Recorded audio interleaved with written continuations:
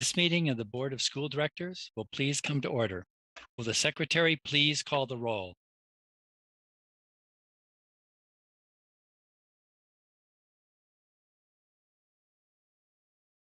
Yes, Mr. President.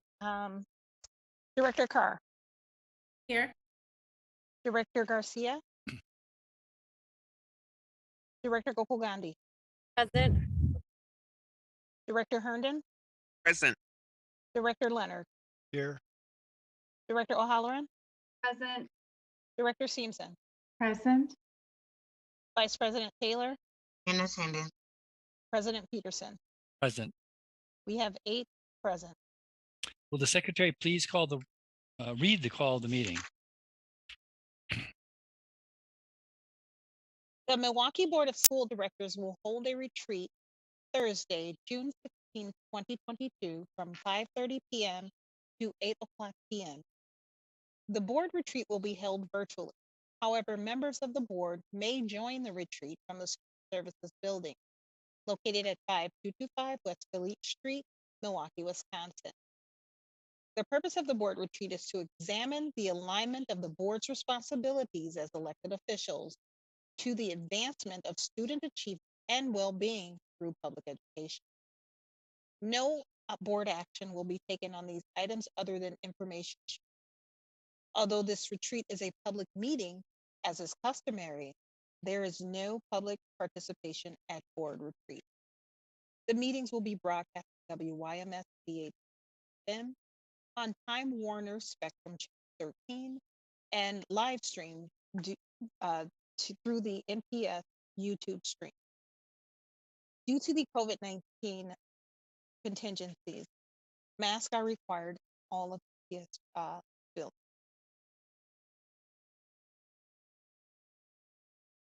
The chair will now ask the secretary to lead us in the recitation of the Pledge of Allegiance. Members, please mute your device.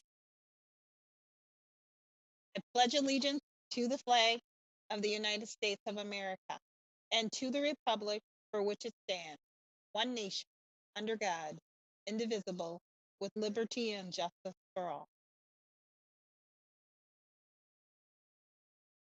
I'll now read the land acknowledgement. We acknowledge that Milwaukee lies on traditional Menominee, Potawatomi, and Ho-Chunk homeland along the southwest shores of Lake Michigan, part of North America's largest system of freshwater lakes. On this site, the Milwaukee, Menominee, and Connecticut rivers meet, and the people of Wisconsin's Menominee, Ojibwe, Ho-Chunk, Oneida, and Mohican sovereign nations remain present to this day. Once again, as this is a retreat, and although this meeting is open to the public, no public testimony will be taken. At this time, I will ask our facilitator, Mr. Jeremy Triblett, to begin our discussion. Mr. Triblett?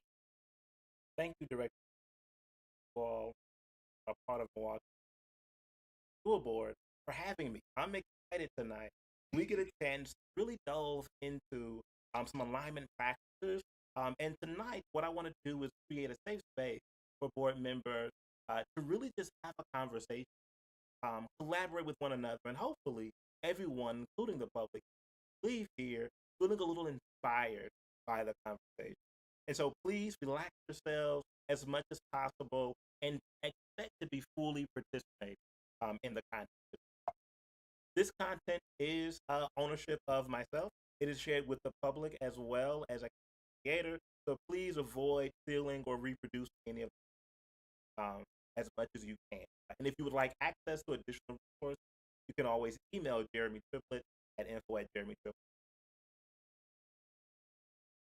I do want to say as we start that I've been doing this work around presentation design and professional development now for 30.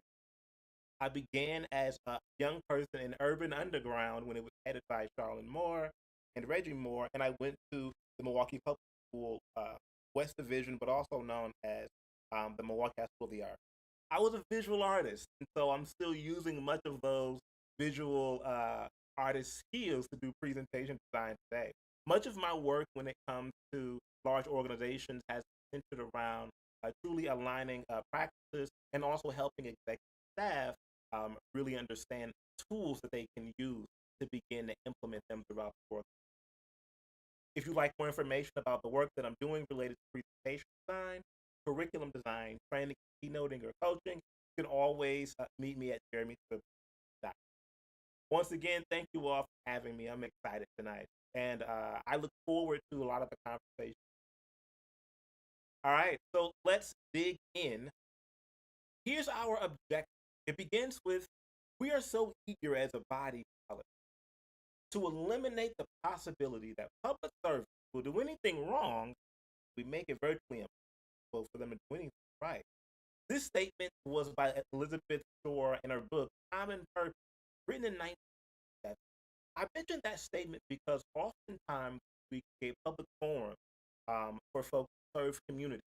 We recognize, and rightly so, those folks who serve in those public positions to be held accountable. There's oftentimes a rub with how it is they can be creative while also honoring the checks and balances that come with being government. And so today we just want to honor that sometimes it can feel like it is difficult or virtually impossible, in the words of Elizabeth Shore, for them to do anything right, and that the sentiment really is that when you have a lot of checks and balances, it can feel like you're responsible for so many different things, and that many times all of your struggles and your trying is oftentimes made public, right? And so if you are a parent or a school leader, a principal, or owning an organization, if you're in any position where you are accountable toward other people, you recognize that in that role, there's a responsibility to be held accountable in public or oftentimes in front of other folks. And so there's this mental framework that we have to get into, which is that we have to find those ways in which we can be free to be creative toward the solutions that we have. And I just want to offer that up as tone for this evening, and that we want to be free to be creative for those solutions. Okay, and so no idea is a bad idea. We really want to embrace those solutions, and we also want to find something very much tangible that we can use to work toward. It continues, these rigid work environments, right? And so we're talking about those rigid work environments can lead to a lack of innovation and insurmountable resistance to change among staff. And so in my experience in working with organizations, whenever I'm inside of a rigid work environment, I also take note of where the innovation comes from, right? And many times, change in and of itself makes folks clam up. It can oftentimes make folks kind of lean toward a more pessimistic view. The truth of the matter is, some folks just don't like change, right? And there's no judgment there. The idea here is that it's difficult to facilitate change in an environment that is always changing, but still has very specific rules and guidelines for how to, right? And so anytime that environment, whatever environment it is, becomes rigid, the culture and climate often become defined by stress and lack of. And so I just want to take a moment to just kind of set that tone there, and that when a lot of my work is in helping folks really turn around that climate of stress and lack of engagement. And we can do that by having a forum that is facilitated in a way that allows folks to be creative, to laugh a little bit, that allows folks to kind of think about solutions and take a brief break from putting out fires or solving problems.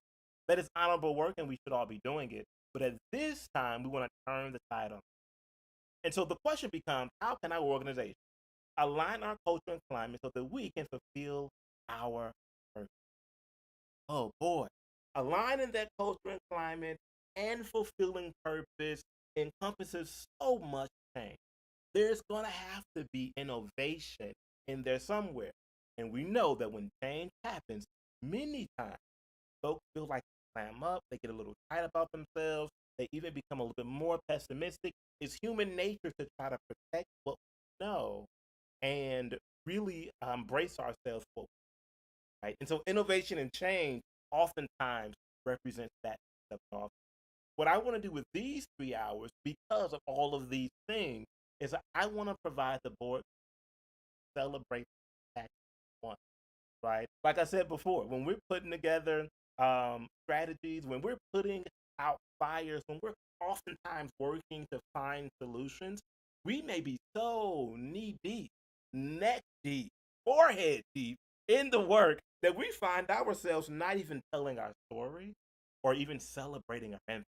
And so tonight, you're going to get a chance to actually do that with each other and recall some of those historic examples of their success as well. Not only that, but we'll talk about the mission and vision of TED. And we'll do a process where they think 10 years out and they ask themselves, what would the board need to look like here for us to achieve that? And we'll get a chance to do that. And the last two things is we'll discuss the dimensions of culture and climate, and then also our. So that is what's on the menu tonight. It is a full table, 3-course meal, and I'm excited to see you all chew on these things and also have a really great.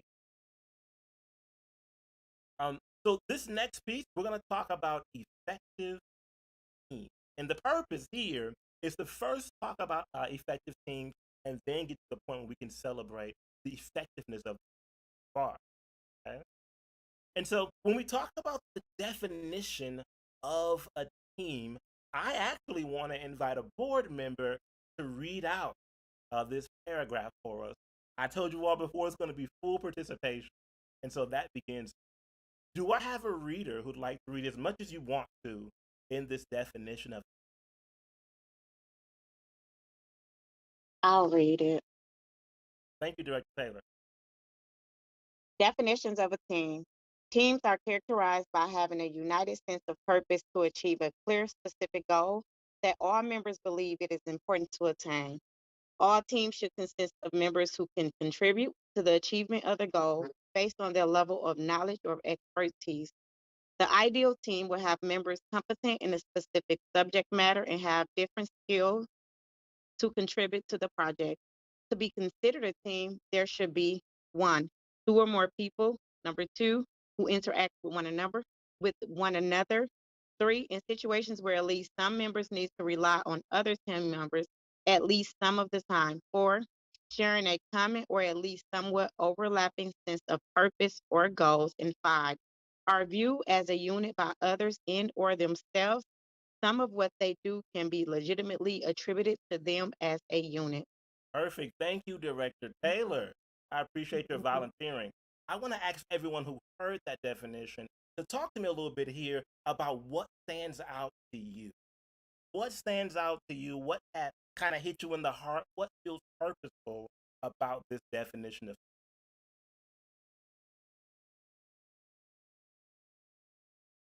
I don't know if we should raise our hands and wait to be called on. Nope, I would love for you all to just speak when you feel moved.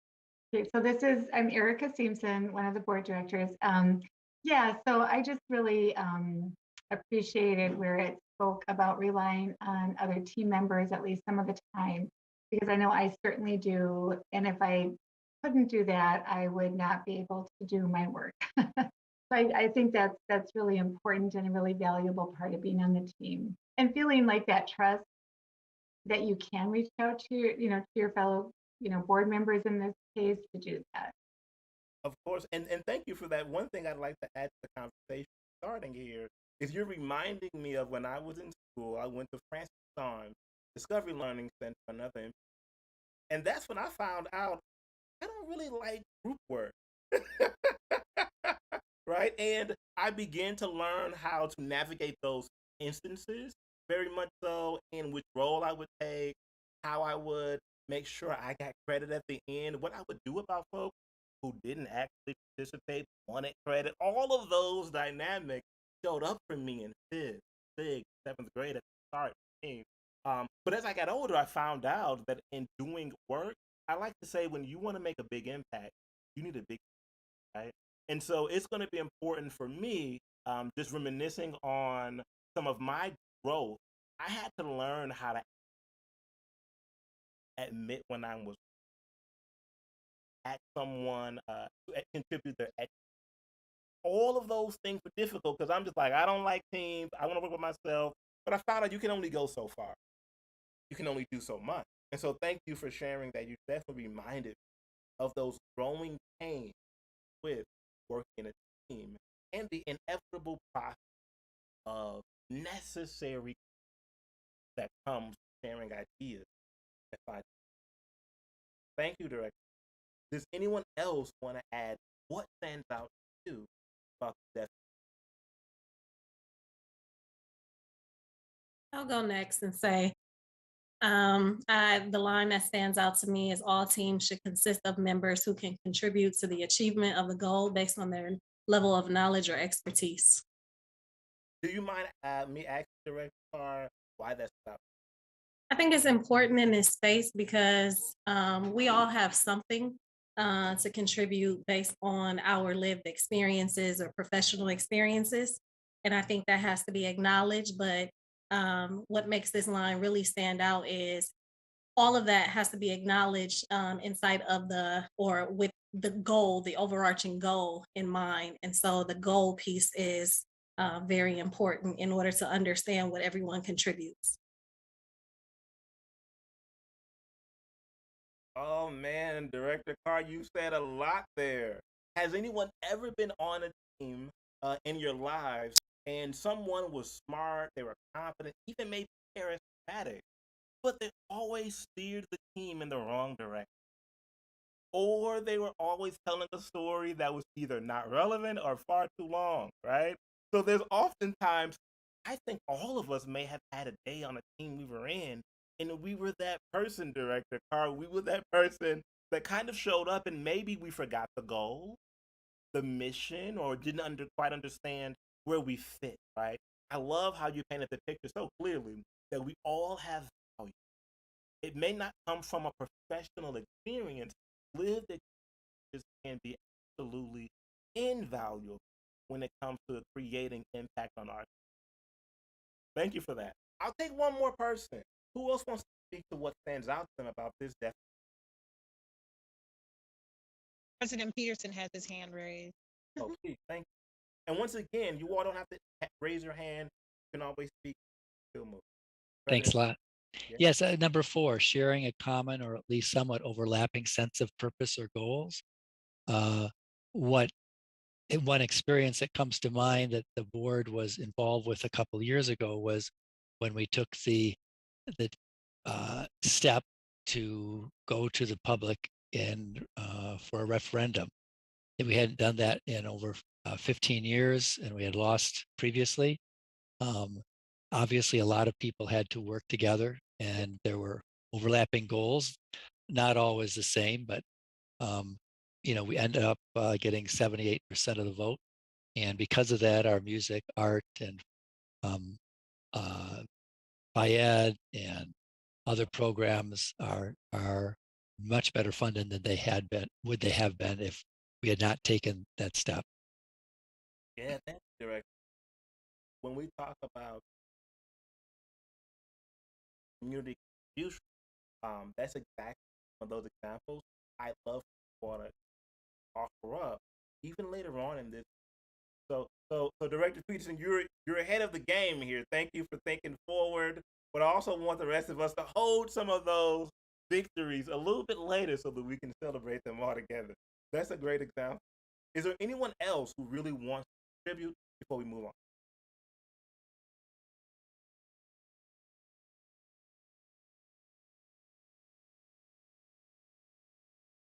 All right, let's keep moving. So that is our working definition of a team.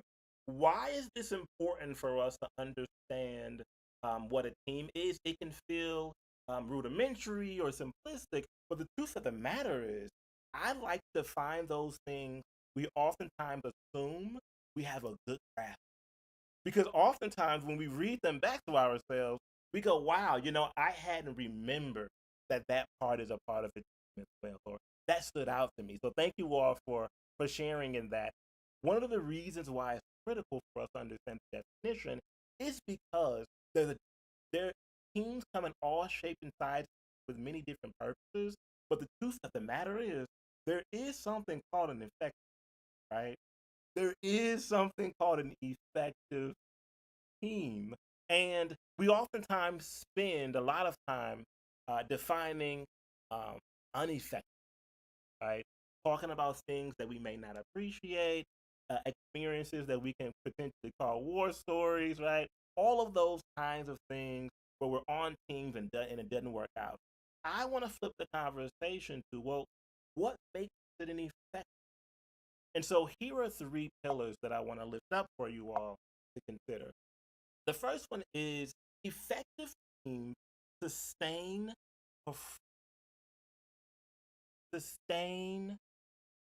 performance. That is simply generating positive results over time, right? If a team frivolously expends resources and spends all its chips, for example, to hit a short-term goal, and in so doing so degrades its future capabilities and performance, they would not be considered highly. Many times in group work, we oftentimes may feel like we want to move fast, right? We want to put all of our chips into this very much immediate opportunity because it may make us look good, it may please a constituency, someone requires it from a different place, and we have to meet that requirement. But you run the risk of degrading future capabilities when you rush towards solution, when you haphazardly put together strategies. And what happens is when you put a lot of energy behind something in a way that isn't as productive, what's going to happen is you're going to end up not succeeding in the way that you thought. And then that performance, leaving a bad taste in your mouth, it happens a lot. You'll begin to lose momentum, right? Lose a sense of positive as well. And so in order to sustain performance, we're going to have to think long term, not just short term. I like to say it this way. In order to sustain performance, you want your long term goals to inform your short term. I'll say that again. In order to sustain performance, you want your long term goals to actually inform the short term. We call this planning back, right? The idea here is that when we are working together, we're performing toward the long term, right? And everything that we do should add up to that, right? And so in doing that, if you keep that at the top, if you keep those goals, those missions, that long-term view in mind, you won't degrade any of your capabilities, right? For example, I was working in a group, and it was a board, and the organization that I was with, it hadn't performed well in the last, and so there was a lot of negative responses to the culture that had become. So, and the board's responsibility was kind of turn the tide, get folks to see a silver lining. And we started off by saying, what can we do now? What can we do now, right? And so we tried different things, bake sales, bring in parents. We tried bringing in keynote speakers. We even looked at raises. Those didn't happen. We tried to figure out what are those low-hanging fruit that we can offer up to the agency that can make it feel like folks are in a different place. Well, after about 6 months of trying different things, we took a survey and found out folks hadn't changed how they felt about the organization. In fact, they didn't even trust many of the recommendations because they still saw us as the organization that it had been for the last year. What I learned in that situation is doing short-term activities for very much short-term results made us miss a long-term opportunity. When we got those surveys back, you know what we said to ourselves? We said we should have surveyed people way before we did things for 6 months. We should have asked them what would have made them feel like they were a part of an important, an inclusive organization. They weren't talking about bake sales and public speakers or anything like that. They were talking about child care. They were talking about social and emotional support. They were talking about management. They were talking about upward mobility. All of those things we hadn't figured out yet. We just knew that people had a sour taste in their mouth. They expected the same thing. So we tried to be innovative before we implemented a process that allowed us. Innovation isn't just a great idea. Innovation oftentimes happens after a process put in place to find great ideas that lead us toward the goal, and they actually provide a solution that fit the problem we're talking about, right? And so if you want to be innovative, innovate toward the goal and offer up solutions that fit the problem. We were offering up solutions that made us feel good, and we thought they would make them feel good, and they said that doesn't fit our problem, right? And so, needless to say, our performance waned. And I tell you that story to say that you want to think with the end in mind, think in the long term, and let that inform. Here's the second pillar of effective teams. They demonstrate resilience, okay? Working through challenges and bouncing back from adversity. I will tell you that that's going to take a very big commitment to social emotional. Okay, in order for us to quote unquote bounce back from adversity, we first have to be mentally and emotionally safe where we can handle the adversity. I never like to tell folks you ought to bounce back without taking into full context who they are, what they're going through, and what they act, right? And so we don't use resiliency in this context. We don't use it as like, oh, you're resilient, you're not, you're better, you're not. Not in that way at all. Resiliency is a demonstration of being able to produce a positive result even after you've already a more negative result, to succeed and take that failure or that failure as a learning lesson. Okay? And so if a team produces positive results when conditions are favorable, but crumbles when things get tough or takes an extremely long time to rebound from negative event, they can't be effective. Right? We're also going to need a certain level of temper in order to survive those moments when what we're doing literally isn't right. And so that resiliency is not only being able to bounce back or find positivity or be effective, but it's also knowing how to weather a storm. It's also knowing how to what to do when you're confused about what folks want. All of those things and in those moments, being able to solve problem in diplomatic ways is a function of resilience. I don't want you to think that being resilient simply means coming out of something. Being resilient also speaks to how you endure something. Okay? Effective teams have definitely been able. The last thing I want to mention is vitality. Maintaining energy, vibrant, and resource needed for future energy. Are folks saying hello, sharing stories about their week, right? Are they smiling? Vibrant. Is there an opportunity for folks to Is there an opportunity for folks to connect? Resource. Do we have what we need to exist and function in a way that makes us effective? And all of these things, once again, contribute to the future success of whatever. If we burn out team members and lack vitality, then what's going to happen is we're going to lack the ability to adapt.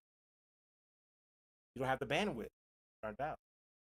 Persevere, especially when you don't know when the light at the end of the tunnel is going to come, especially when you're not sure when your solution or need will be met. And then innovate, right? Coming up with new ideas based off of a plan for execution. Listen, if folks are burnt out, they're not going to be able to do those things. And so therefore, they're no longer.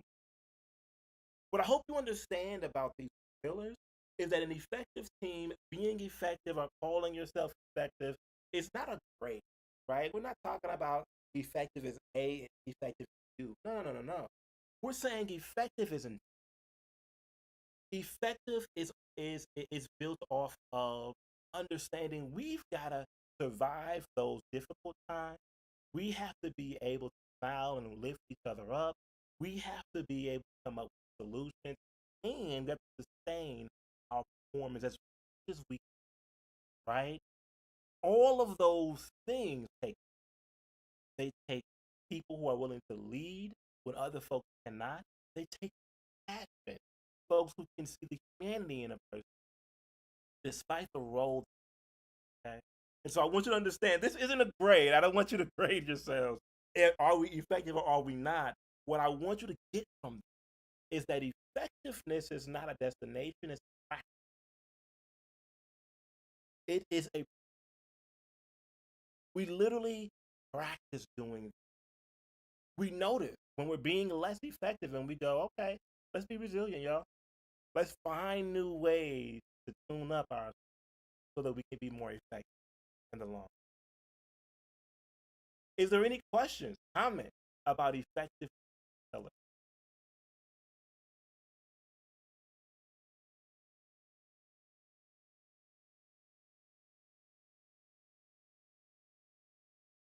I think Director Herndon was saying something, but here's, Yeah, okay, okay, I'm okay. unmuted. What I wanted to say was how do we apply this within the board? Because we tend to do for me, it seems like my team building primarily exists outside of the board due to policy. We can't really get together, and work as a team in the manner described here and the manner expected in the average business environment. But in the overall scope of the district, I thoroughly support the effective team building processes and procedures and try to enact as much of it as I can. Yeah, thank you, Director Attorney. Yeah. And so one of the things that we have to keep in mind, these things work first as right? And so showing up with these things in mind and then finding spaces and places to really be innovative to apply them, even within your structure. One of the examples that I can give that you all actually did today was in the beginning of the meeting, you talked about the Native American land that live, right? That isn't indicative of any of Robert's Rules of Order. That isn't necessarily something that you will see happening all the time.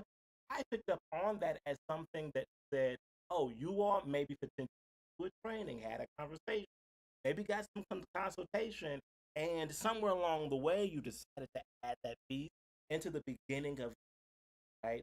A small thing that can always acknowledge his history, equity, and the humanity of folks who really nurtured this land before it was stolen from them, right? That's critically important. That tells me that you all have found ways, no matter how small it may seem, it makes a huge impact to do. And I want to encourage you all to do that, right? To really make sure when you talk about sustaining performance, that there is a check and a balance. There is a process that we can go through, say, hey, let's first celebrate what we have done well and find ways to really process what we can improve, right? Let's demonstrate that resilience.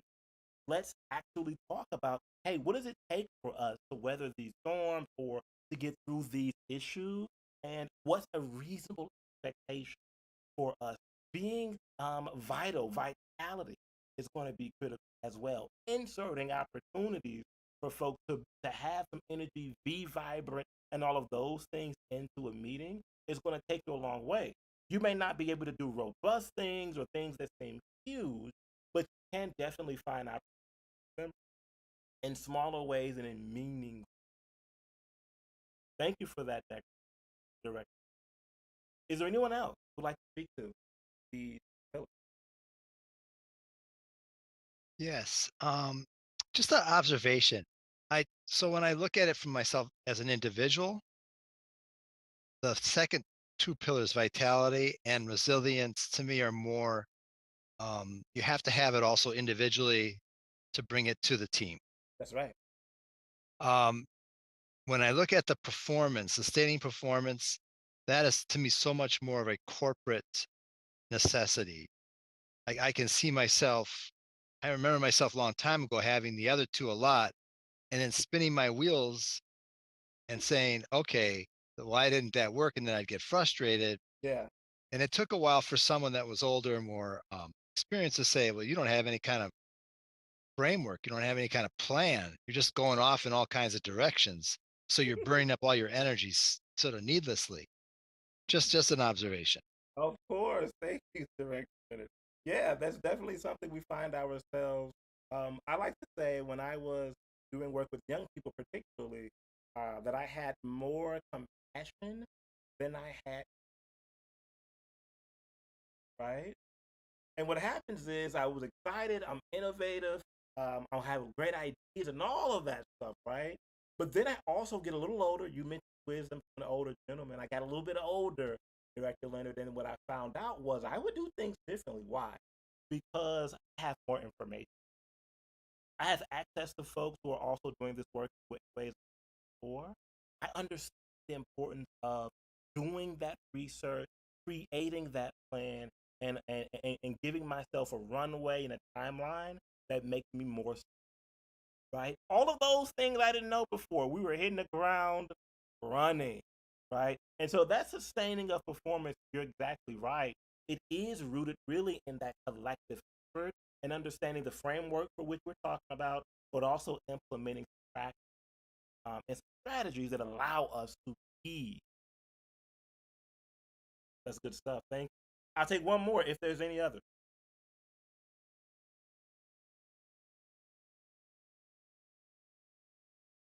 So here is what I would like for you all to do.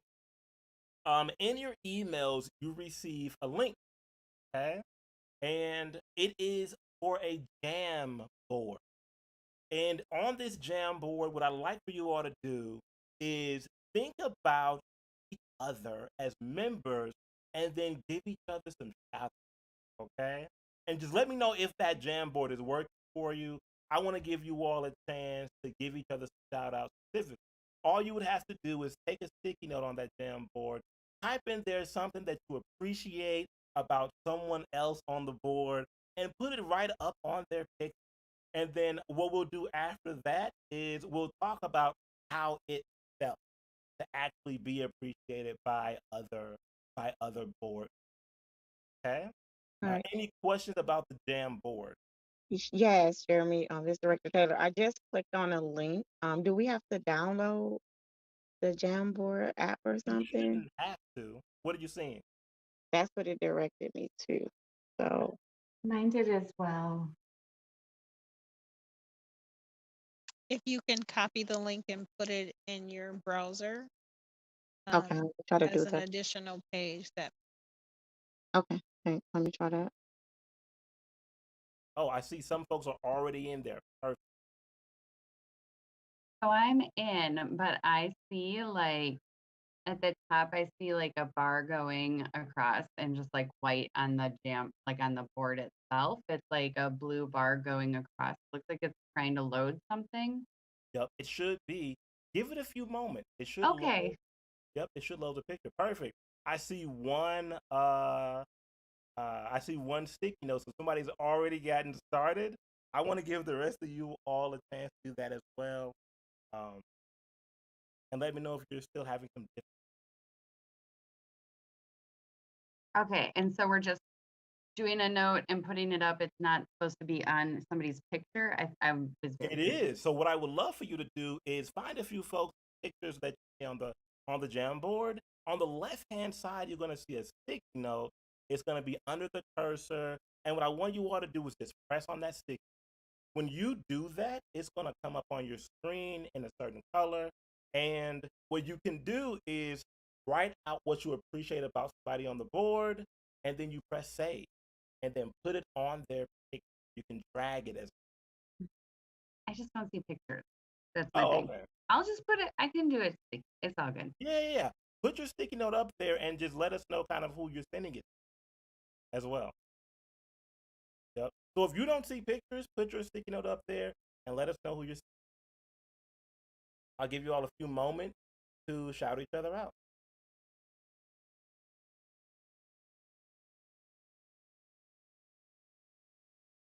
So Jeremy, thank you so much for the activity. I definitely wanted to make sure that word in its retreat that they would be engaged. We are logged on to the radio station 88 point for our listening audience. People can actually view um, the meeting on YouTube. So with that, we Nice. cannot yet. We may be able to get you for viewers, but right now, I wanted to make sure that there was this. Mm, Gotcha. okay. Yeah, no problem. All right. I So, think I'm finding it. oh, I'm sorry. Go ahead, Director Taylor. No, I think I'm finding it. I did have to download it, but I'm in. Perfect. Thank you for joining, and please continuously do that as well. So what we're seeing here, you all, is a view of the board members in Jamboard. Jamboard is actually a tool that many folks use, even in schools. It is a tool that you can use to collect folks and have them work together. And so that's what we're using it today. If you go to Google and put in Jamboard, Jamboard, you're going to find it as well. And right now, if you're looking on YouTube, you can find them actually following those instructions, giving each other shout out, and it's really cool to see them think out loud as well. And as folks are giving each other shout outs, you can read what someone said about you, and then later on, we'll actually talk about how it feels to receive kind words from each other. Okay? So for those of you on YouTube, I'm just giving you a view of that Jamboard, and we'll come back to that in just a few moment. I'm going to take us back to the PowerPoint as well. As the board is doing that, this is also a view of that board as well. So you're going to see some more sticky notes come up on the Jamboard after that. And then once they're done giving each other shout out, we'll do a round of appreciation just for some of the successes that you all have had in the past. If there were any initiatives, policy, programs you've implemented over the past 5 years, once we're done with those shout outs, I want to discuss those proud moments. Discuss those victories you're proud of that really have contributed to the board success and or the success of students and families in our community. One of the reasons why we're doing is because, like I said before, we want to make sure that as we're doing this work, contributing to our community, that we're also appreciating folks as well. We live in a time where many times folks are receiving all kinds of messages about what should be done differently, what can be done better, and that's exactly what the board is here for, to really respond to those needs and really incorporate the ideas of the community, and at the same time, giving them a chance to also appreciate each other is going to be critical for what we talked about before, those pillars. That performance is going to improve in any team. And this is really for the public. When you talk about a relationship, whether it's between two people or a board member or in work, that's sustaining your performance. A big part of that is going to be looking for the future, and also reassessing, okay, is what I'm doing working? How do I know it's working? Is there a tool we can use to get feedback? Is there any way we can talk to each other in real time and say, hey, here's what I'm noticing, here's what's been in. And so sustaining that performance really truly begins with us being able to assess where we are in those moments. I like to say it this way: take time, take benchmark. to say at this date, at this time, or when we get to this point in time, we're actually going to take a moment to we're going to take a moment to celebrate. We're going to take a moment to ask great questions, right? I want to offer that up as a process for folks team to really take that moment in order to sustain performance, to think long term, but build in opportunities to celebrate along. Build in opportunities to check in and ask ourselves, wow, what are we doing that's working? What are we doing that we should change?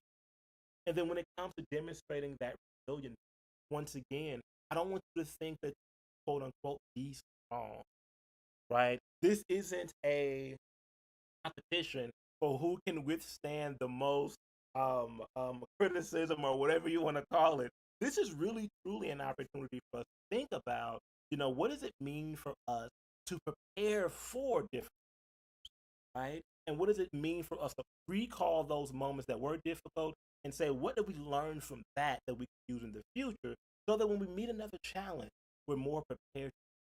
And that kind of helps folks feel a lot more vibrant and energetic because there's a plan for the future and even a plan for us to think through, wow, how do we make sure we remain resilient?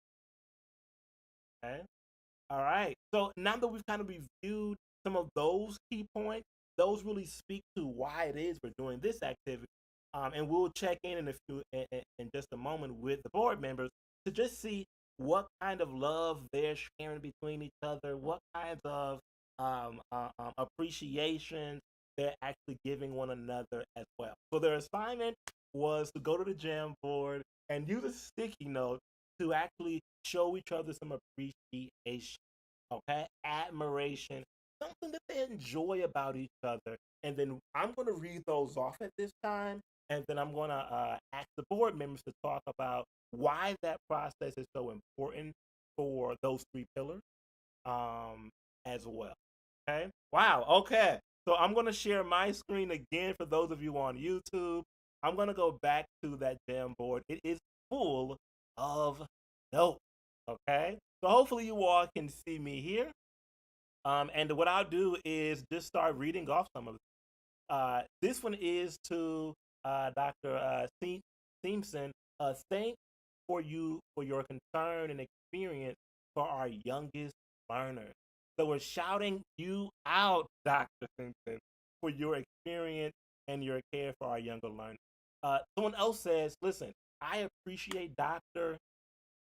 Go Galgani. Sorry for butchering that name. Please pronunciate that name again for me. It's Gokul Gandhi. Gokul Gandhi. Thank you for focusing on strategic thinking and courage to question if we're on the right course. Shout out to you, Gokul Gandhi. Here's another one. Thanks, Dr. Taylor, for all of your community connections that enable your effort as a board director. Dr. Taylor, thank you for keeping the board connected to community. Here's another one. I love how involved in the community Dr. Taylor is in both her capacities as an elected leader. She's such a powerful force for uplifting community. Wow, this is good, y'all. I'm feeling that love. So here's another note. Your past community involvement has been so apparent in your work on the board. Thank you for your service. I appreciate that Marva has so much institutional knowledge and her attention to detail. Marva, you're being shouted out here. We appreciate your attention to detail. Someone says, I appreciate Erica's ability to actively listen. It's such an important skill in the work we do, and often people just want to be heard. Erica, don't take for granted those listening skills. That is exactly true. Folks do want to be heard. Okay, there's others. Thank you for your service to our babies. Thank you, thank you. Someone else says, I appreciate the support and innovation I get from all of your board members, and especially Dr. Gilly. Dr. Gilly, you've been shouted out for that support and that innovation. Okay. Here's just a few more, and I'm almost done here. Megan is a tireless co-conspirator. I appreciate her heart and mind, and her heart is in this fight. She leads with empathy, and that's so important. Wow, Megan, thank you for that heart. Someone else says, I appreciate Bob's calm and patient demeanor through any issue we have. We don't always agree on everything, but he is the example of being able to disagree respect. Wow, this has been rewarding. Thank you all so much for offering these appreciations to each other. And oh, I want to make sure I mention Dr. Hosley as well. Someone says they appreciate dedication to getting the district through the pandemic. Oh, yeah. And that he's always willing to talk with them whenever called. And then also, Dr. Garcia is a strong advocate for bilingual students and staff. Wow, this is awesome, y'all. Thank you, Director Carr, for being so connected to youth in the district. Shout out to you as well. Did I forget anybody?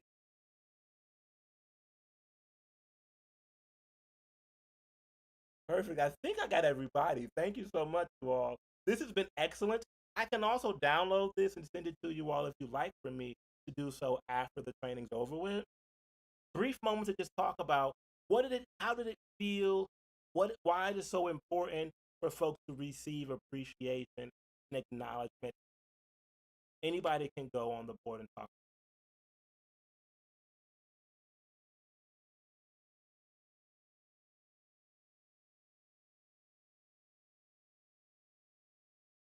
I'll say something. So I think that, when we hear positive feedback, I think it's always really important to lift others up and, just hearing people that you, work with and respect kind of give you a shout out is meaningful and gives you a little boost in when you talk about those pillars and wanting to be resilient and your energy and your performance, that certainly helps feel like you can do all of that. Perfect. Thank you so much. Is there someone else want to speak to how did it feel having this process and then also why it's so important? I'll speak. Yeah. I think part of it, getting positive feedback, is sometimes unusual being on the board because there's always somebody who disagrees with one side or another, and those people have the right and to speak up, and that's part of being a public servant. I think just to weather the negative, but it's always helped by the positive. And even amongst ourselves, as somebody said, we disagree, but when we can laugh together, share stories about our family or pets or the silly things that we might have done in the past week, it really does bring us back together so we can continue to work on our collective goals. Nice. I also For think this director, hey, oh I yeah, want to you say, go. oh, I'm sorry. I want to say it was great hearing a positive feedback. A lot of times we don't get to have this space for us as board directors with each other. So I think this is part of growing for us too as well. And so thank everyone for making sure that we included everyone in this as well too, and it's very inclusive. So thank you, Jeremy, for this activity. I also feel like it's a really good reminder that we're all on the same team. Like, to go back to your definition of team, like we're all pulling in the same direction. We have common goals, and it's good to reinforce this as like kind of a trust building that we all have like really positive assets that we bring to the team. And we frequently, I think, to echo the comments of previous, you know, people who spoke on this, just sometimes the work can be very heavy, and we can sometimes we just focus on negativity. And so this was a really great chance to kind of reframe it as like we have a lot of assets on this team, and like we can focus on that. I'll take just a few more comments on to talking about past success that you all want to share out. Is there anyone else that likes to speak to this?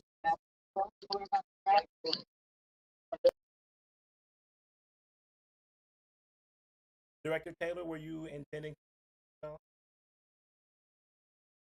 I'm sorry, what did you say? Oh, I was just wondering if you wanted to say something. You were muted for me. No, just that is great. And I don't know if we allow it this space. The group of young people I'm with wanted to shout out to the Milwaukee School Board and say thank you. Have youth that's from Tech, West Division, JMAC, and Golda. Nice. Shout out to all of you all. We appreciate it. Thank you. All right.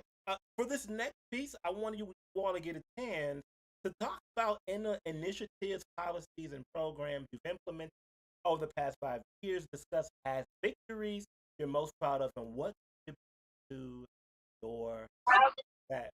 All right. I'll take 4 examples before we move on. And I know it's going to take a brief moment to think about it. So please, for this particular piece, once you get an example, please raise your hand via Zoom reaction button, and then I'll call on you all in that.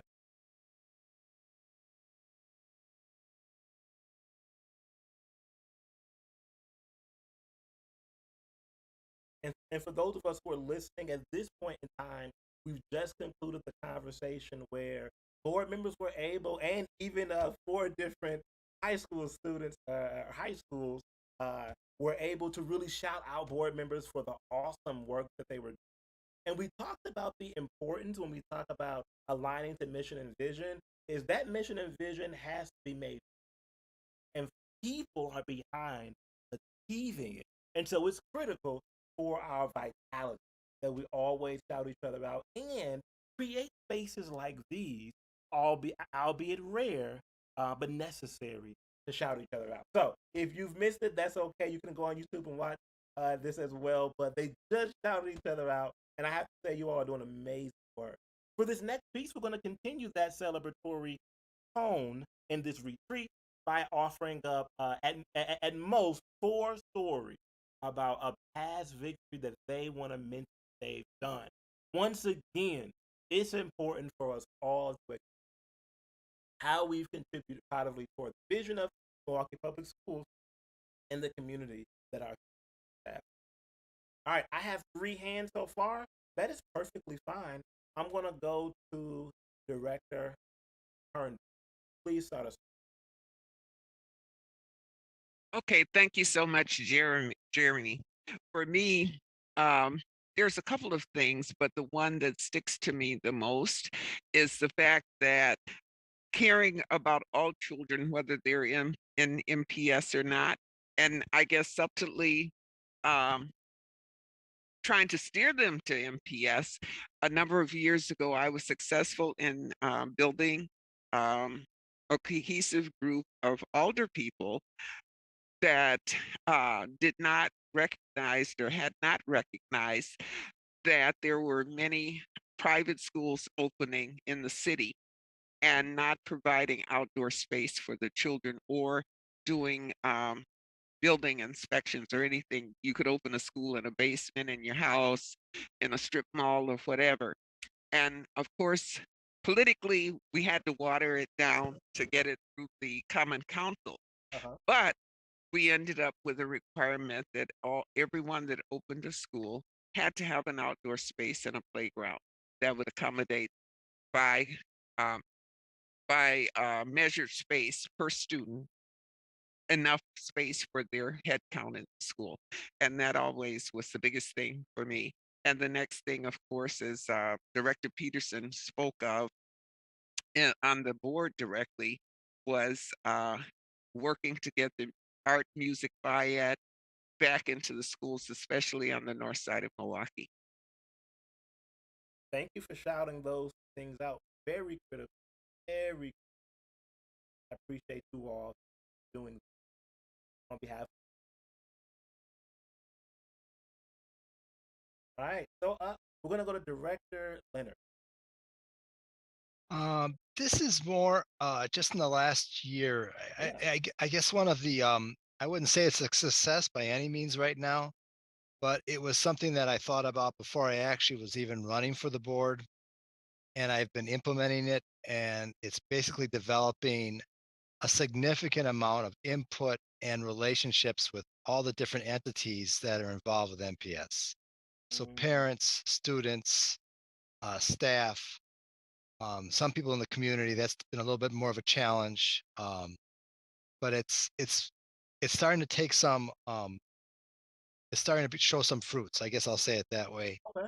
Okay, so it's like seeing that actually the ideas that I had in my head, and I realized that a lot of people agreed with it and said, "Yeah, you should run with this," and start really creating a lot of conversations, gathering a lot of input from a lot of different groups. It's really helped me get a much better viewpoint of what MPS needs more than anything else. In fact, when you were talking about that earlier, I was thinking, I guess first to me, it's always develop the relationships and ask the questions, and then you'll have a better idea of what kind of long-term plans you should really be working on.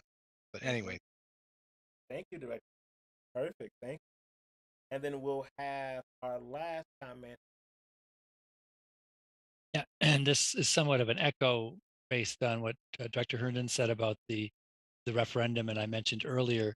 But I think one thing I just want to be very clear: it was an incredible group process.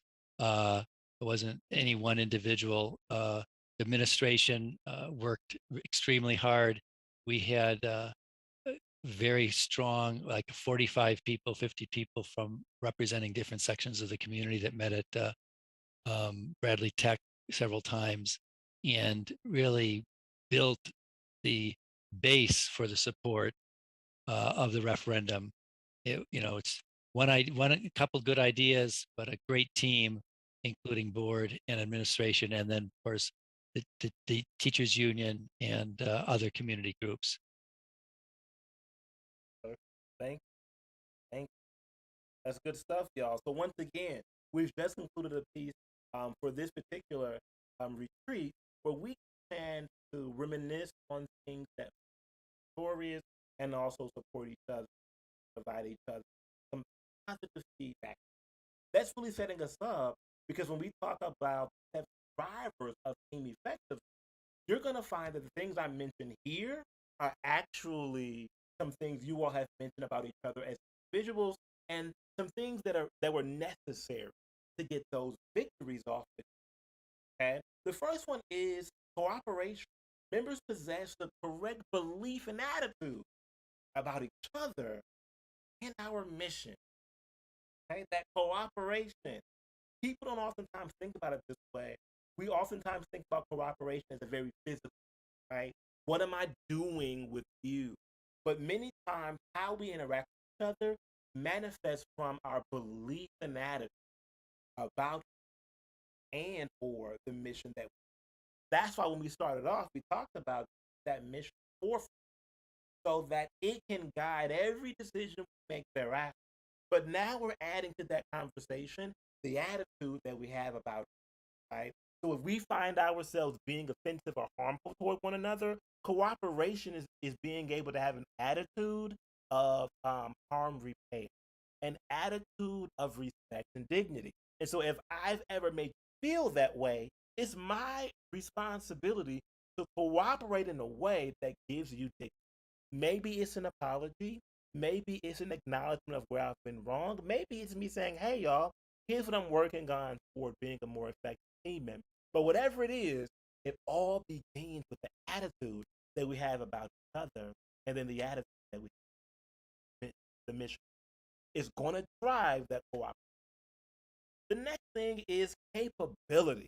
We have the right people with the right mix of knowledge, skills, and other attributes. We just talked about how capable all of you all are when we talked about all of your strengths as well.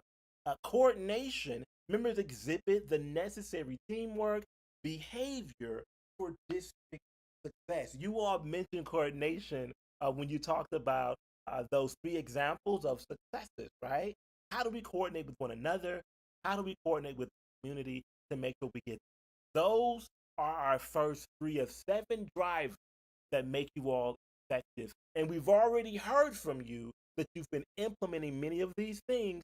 That lets me know that you all definitely have been effective as here's the next 4. Communication. Members communicate effectively with others and people outside the board as well. Thinking about communication, the methods from which we use to communicate, email, very, very simple stuff, text, phone, whatever it is, how we're even using Zoom. Are we doing those things effectively? Or are we allowing certain things, for example, like technology, to get in the way of us being more effective, right? Just an example, right? But even outside of the board, are we understanding our role in such a way that allows us to always be receptive toward feedback, but also be resilient when it is we've experienced some things that may even be harmful toward how we contribute, right? So understanding effective communication practices is a critical piece. Once again, an example you've talked about before. The last three are cognition, coaching, and condition. When we talk about cognition as a driver of team effectiveness, we're talking about a shared understanding of critical factors such as priorities, roles, and vision. You all demonstrated that as well. Looking toward that mission and identifying some things you want to prioritize to help you get toward that vision was definitely you all being in good coaching, right? Leadership and team members demonstrating those behaviors that create effective leadership, complying with Robert's rules of order.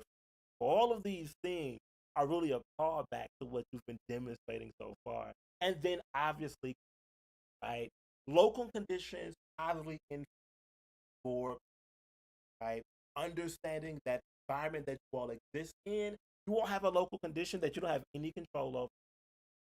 And those things shift and change and they ebb and flow, right? Are you allowing the positive influence to get to you, or are you more focused on the condition that you either can't control or don't contribute toward? All of these things, these are those 7 pillars. We call back to them in your examples, but then we also call forward to them in understanding that there may be some things you all want to improve or some things you all. When it comes to these things, I want to invite you all back to your email, board members, because your second link is one to a Google form where it's going to ask you all if you feel like these things are characteristics of you as a board. Okay? We just want some responses. The more we can get, the better. And it's going to let us know a aggregate form of what you all feel. So I want to invite you all as we move forward to go and click on that link and then take that form. And we'll come back to that a little bit later to talk about if you all think you have these particular drivers, these 7 drivers as a team. That's going to be cool to see what you all think, where your response plan as. Okay, so I'm calling your attention to that link. If it doesn't work for you, I apologize for that inconvenience of technology. If it does, I want to encourage you all complete it, and then we'll come back at it to it a little bit. Any questions about that link for board members?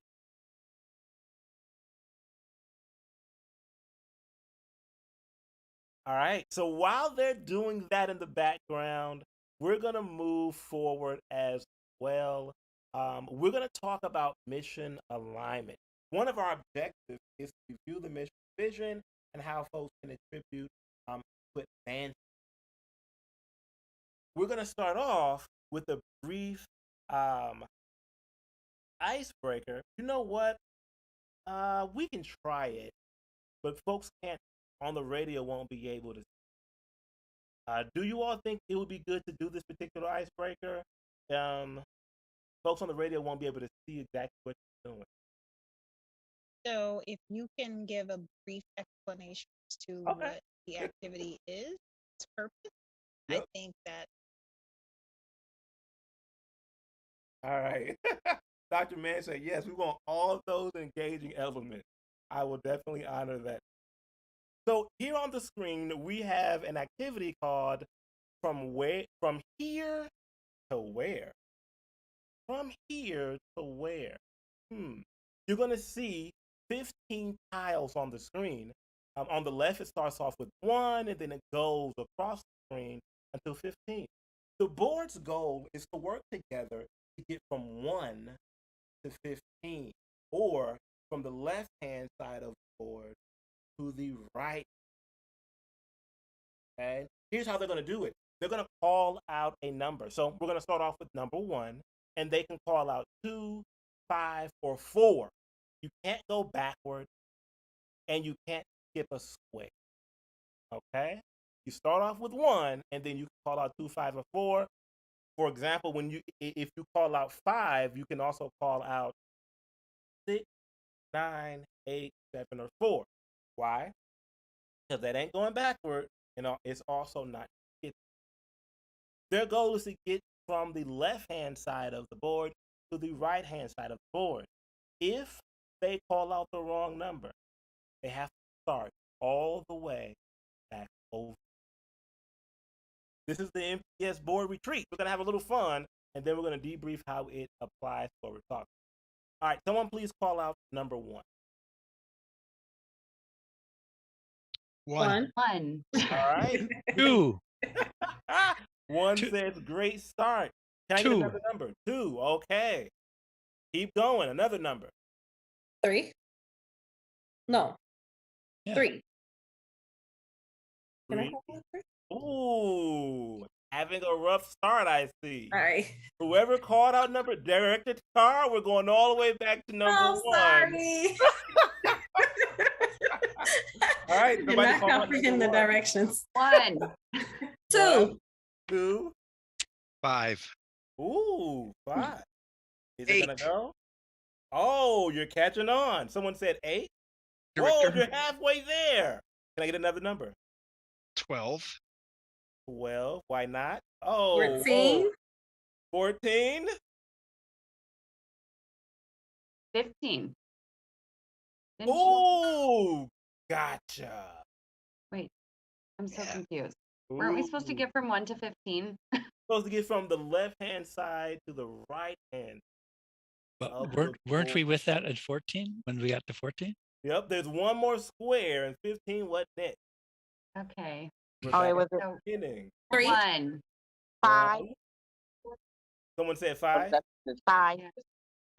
Okay. 9. 9. I quit. I quit. I'm sorry. It was 8. 1, 2, 5, 8. I think. Well, you can go more directly. You don't have to go to 2. You can do 1, 5, 8, 8. right? Yep. 1, 5, 8. And then did we go 12, 14, 13? I know 11 and Well, I thought 15. it was 11. Okay. Y'all want to go to 11? Yeah. 11. Try 11. Yeah. Oh. Oh, no. Okay. Dr. Helen was right. It was 12, I think. All right. Start All all right. over. I mean, I tell my kids that all the time. Always right. 1. 1. 6. 6. You can't skip. Can't go to Oh, six. no, I'm One, sorry. five. I quit. I quit. 5. 5. 5. 5. 8, 8. 12, Well, took you long. That's what the square. 14. 14 square says you're right where you need to be. And then 15. no, it's No, 13. I already It's did- 13. Yeah, 13. don't go up. 13. Go down. 13. 13. Oh, 13 says you made it. Congrats, y'all. Please give yourselves a round of applause. Oh. All right. So you won't have to start over quite a few times, and that's okay. Here's what I want you all to do for me. Talk to me about how this aligns or relates to teamwork, alignment, and being mission driven.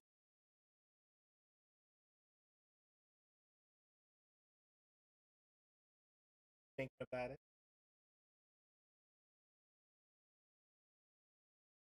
I would say that it aligned with not giving up, to continue trying. It's kind of like if you don't at first succeed, try again. That's right. And doing it as a team without getting frustrated in the process. Good stuff. Thank you. I would also add active listening. It just reiterates the importance of active listening, uh, because I wasn't. And to hear my colleagues explain as they did, it was helpful. Yeah. Good. Thank you. I'll take a few others.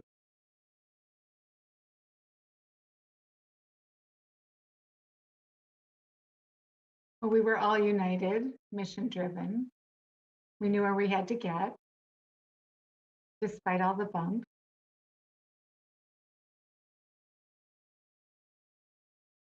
Is there one more response?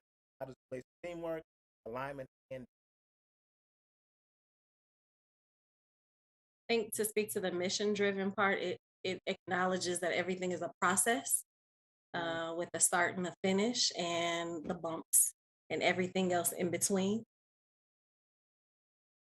everything is a process, start to finish, and there's gonna be bumps on the way. Director Carr, you bring us to this next, which is centering the mission and vision for MPS. And the reason why it's so timely and relative is because, on our way to where we're going as MPS, a school system, there's inevitably going to be opportunities where we bump our heads a little bit, where we make some decisions that we maybe shouldn't have made, and we have victories as we already.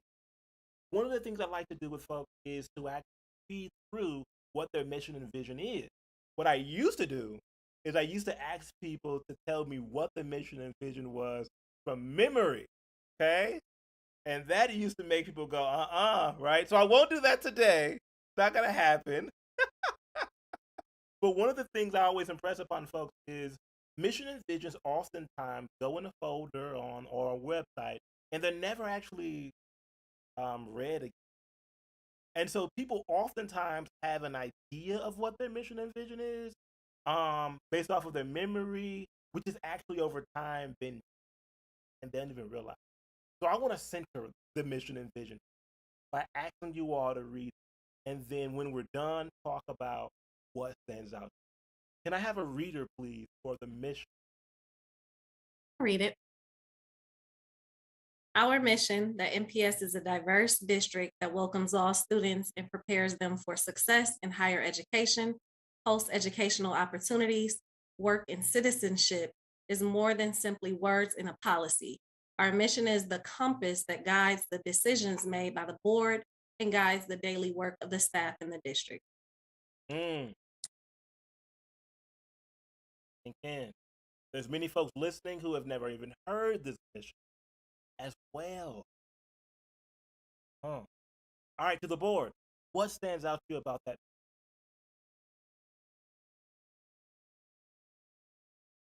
One is that we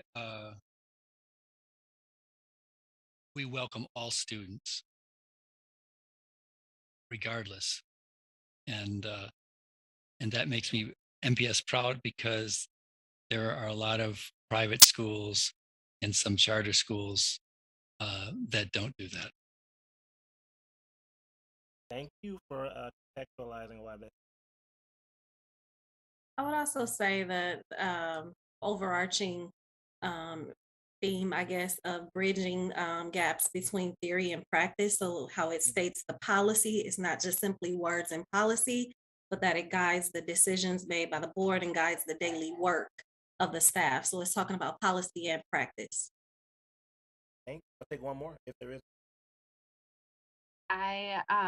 The diverse district stood out to me, and that prepares them for success, and then it lists like the ways that people can succeed. So it's like our students are diverse, their futures are diverse, and we're going to prepare them no matter what their background is. We're going to prepare them for success in the future in whatever way they choose to be successful.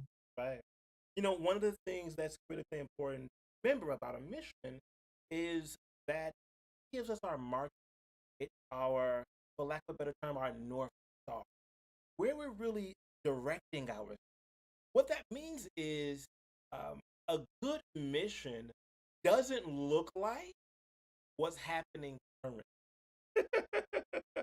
I want to make that very clear. Sometimes folks read a mission and they go, we ain't doing that, or I don't see that, or that's necessarily true. Well, that's what a mission does. It gives us a direction to go into. That's why I thought it was critically important for us to center the mission, because for many folks, we're going to hear things that we haven't necessarily seen in our own experiences. And some of us actually have seen many of these things happening as well. The charge now is that now that we all know the mission for MPS, that we all align ourselves to it. Very simple context, but you oftentimes find that people aren't aligning themselves to the mission because they've made one up, they heard something different, they've never read it. We don't want there to ever be a moment where folks are guessing at what that is. So take this as a moment for all of us listening to remember that MPS is a diverse district, right? We welcome all students. Where that isn't happening, it should be happening. That's MPS proud, right? We're preparing them for success in higher education, post-educational opportunities, work, citizenship, and it's more than simply words and a policy. Action comes behind that, right? And so if those pockets and places we haven't seen it, we want to make sure we call this forward and say, hey, wait a minute, y'all, that's not our mission. That's not what we said we would be doing, right? We want to use this as the compass that guides the board and the daily work. Okay? Critically important. We want to measure ourselves up on a daily basis. Here is the vision. Okay? Can someone please read the vision statement? Walk up. I'll do it. MPS will be among the highest student growth systems in the country.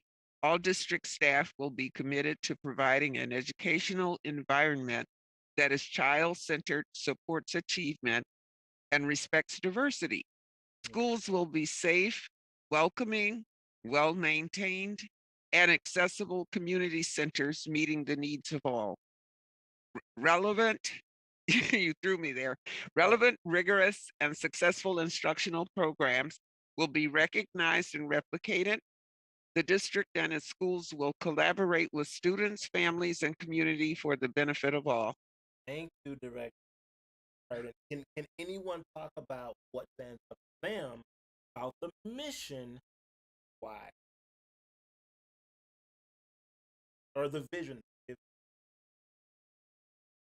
One of the things I will say is the district and its schools will collaborate with students, families, and community for the benefit of all. Why is that one? Because being a public entity, I think it should be accessible to everyone, including those that we're serving internally, but those that are external because they matter just as much. And specifically speaking to the families of our students and the families of our educators, they should have all access.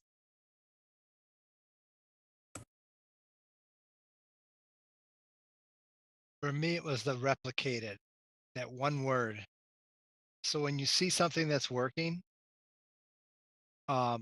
we have to jump on that, I guess, and make sure that we find ways to replicate whatever is required to have success in all of our schools.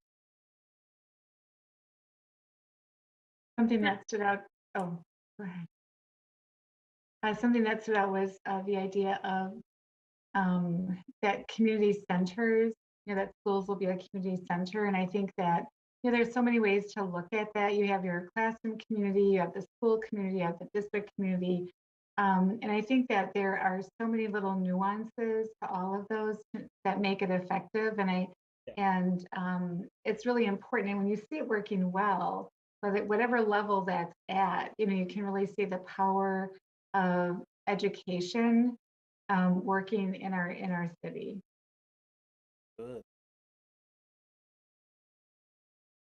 Can I add to that the first line, MPS will be among the highest student growth systems in the country. I think that's what keeps a lot of us going and inspired to continue the fight because that's the vision and the ultimate end all goal.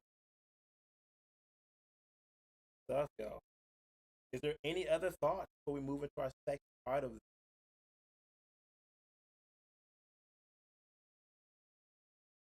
I always like to ask the question, what stands out to you? Because many times that is a reflection kind of where we are as well. So thank you all for sharing that. When we talk about the mission and vision of MPS, once again, we're reading these things to make sure that they're always top of mind, but we're also reading these because for a lot of folks listening, they may not recognize that these are the things that guide our work. They're our compass. They're the things that we're really working toward.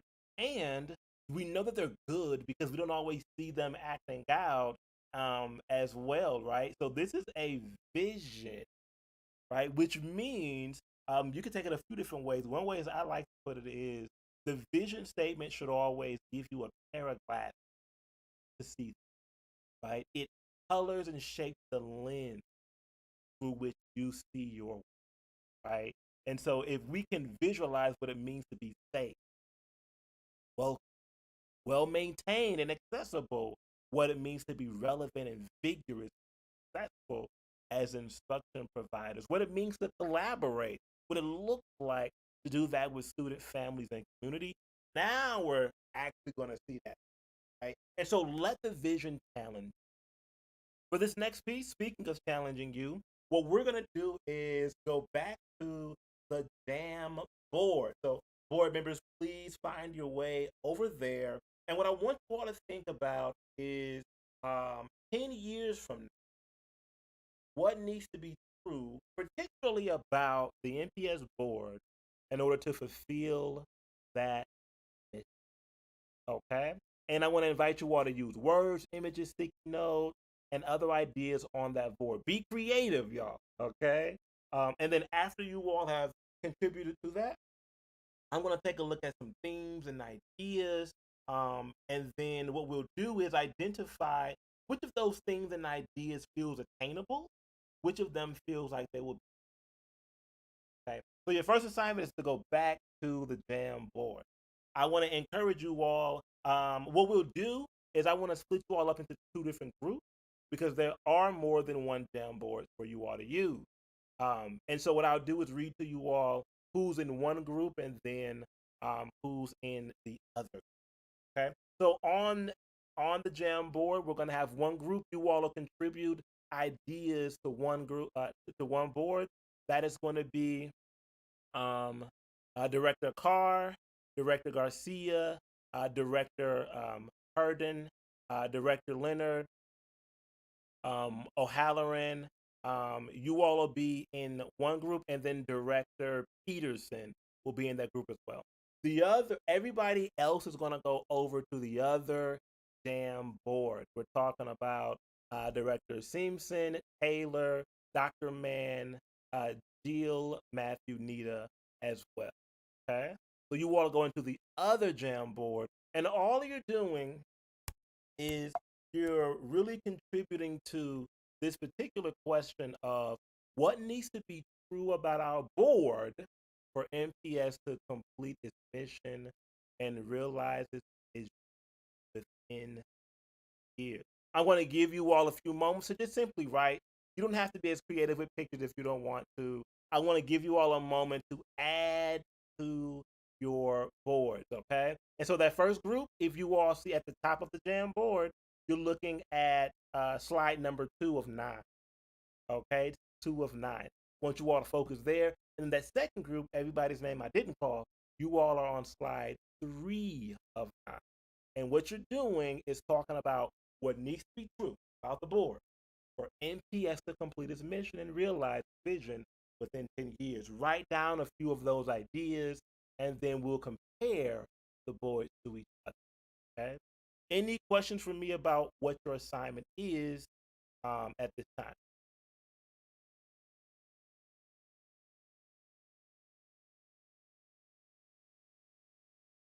Perfect. Where was the 2 of 9? Group 1? Yep, group 1. Are you asking where to find that board? Yes. Okay. What I'll do is I'll share my screen going to the board itself. Perfect. So you should be able to see it. You're going to notice up top here, there is blocked with arrows right in the center. Mm-hmm. Yep. All I want you to do is if you're in group 1, click that arrow till it says 2 of 9 in the center. And then if you're in group 3, click the arrow so that it says 3, or group 2, you want to go to board 3. Okay. So for example, on board 2 of 9, group 1 has already started with a picture as well. Those are the things we want to talk about. And I want you all to be tangible. I want you to be as specific as possible, right? What needs to be true about the board for MPS to complete that mission and vision within years, right? The more and think creatively as well. Maybe there's an initiative you think you all should do. I want to invite you. No commitment. I want to say that to the public. Whatever ideas come here are not commitment, but they are free flowing ideas, right? So if there's an initiative, there's someone you want to bring in, whatever it is, no matter how big or small, I want you all to add that to your board and be creative as that. Okay. So we're going to give the board a chance to do that work. And then what we're going to do is check back in with them in a few moments just to see what they've contributed to the board. Board members, is there anything else you all need from me in order to be productive?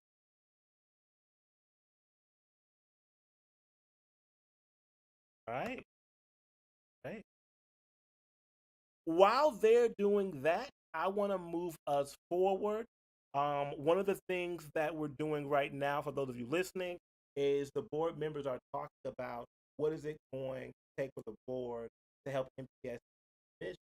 We're saying with right, and so by 2032, what would it mean for MPS to realize that mission and realize that vision? And right now they're in 2 different groups.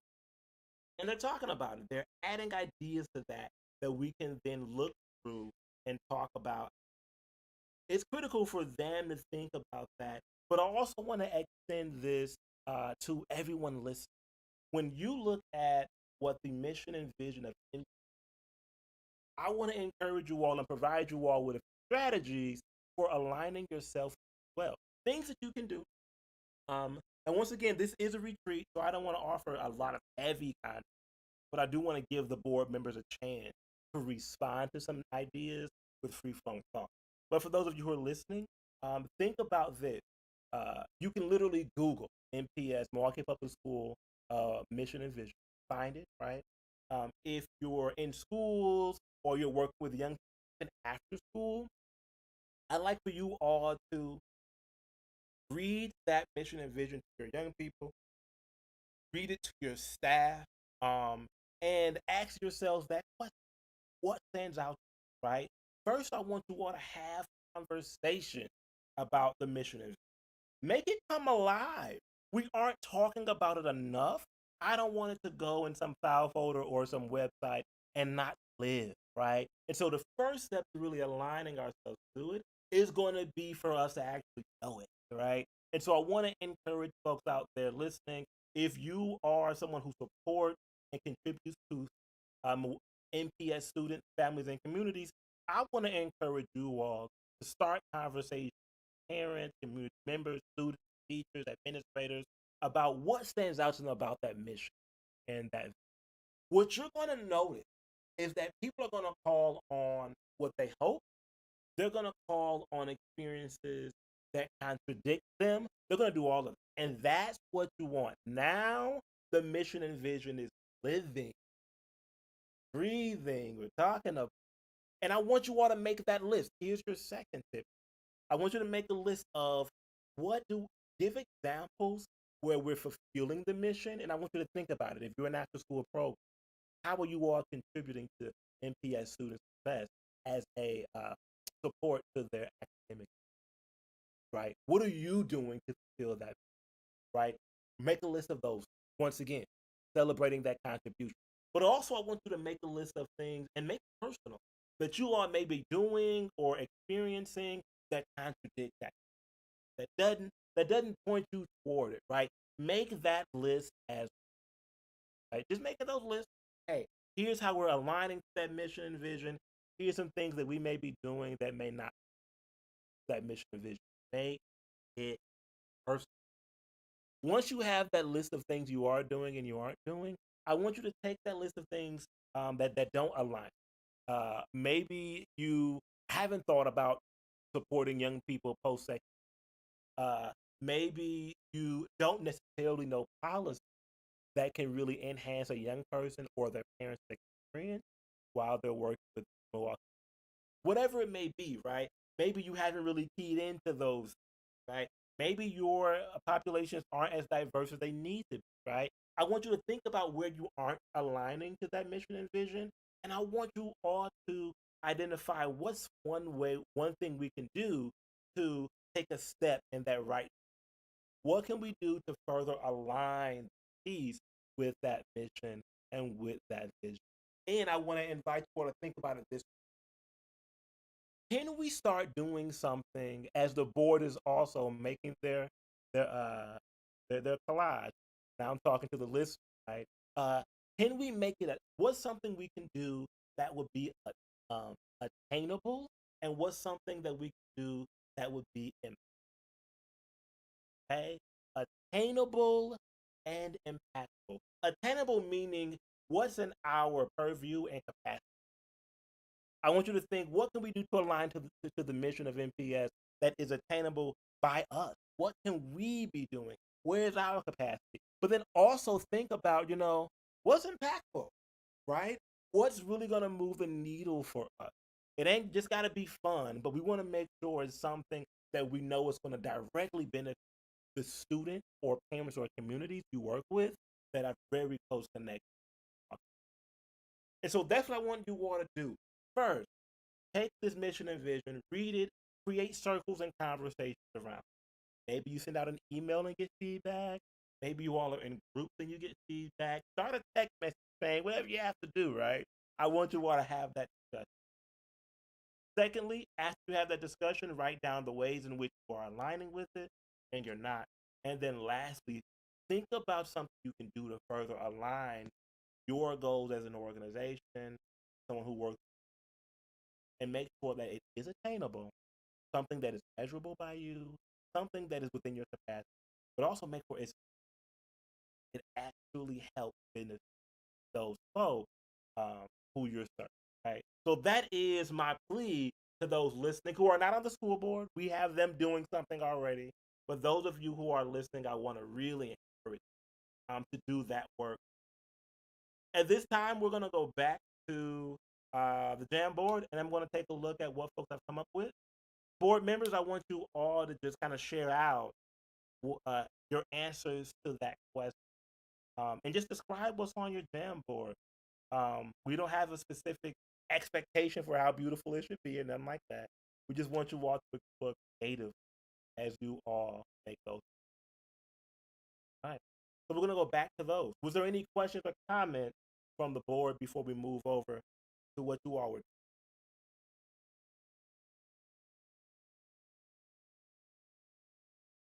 All right.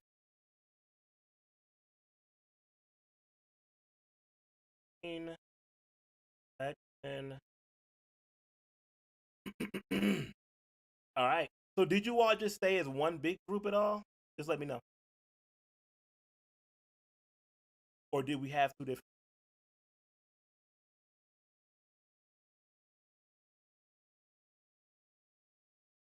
It looked like we've really pretty much concentrated on that first board.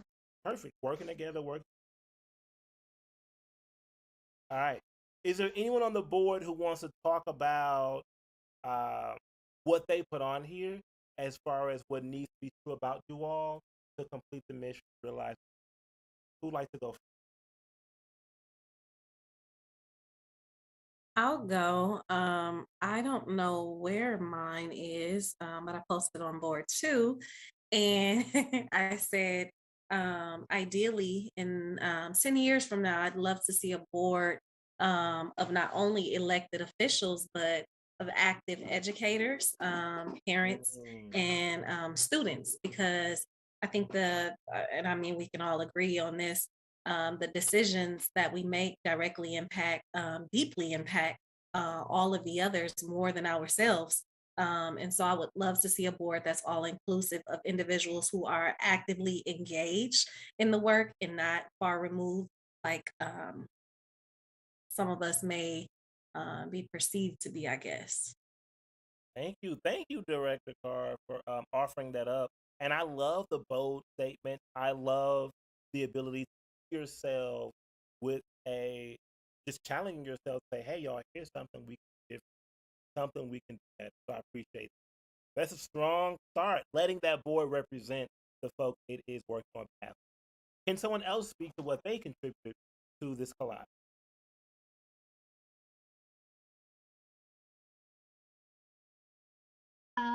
Yeah, sure. I wrote established priorities and allow these priorities to drive the decisions and discussions and decisions. Sometimes it feels like we get pulled off course.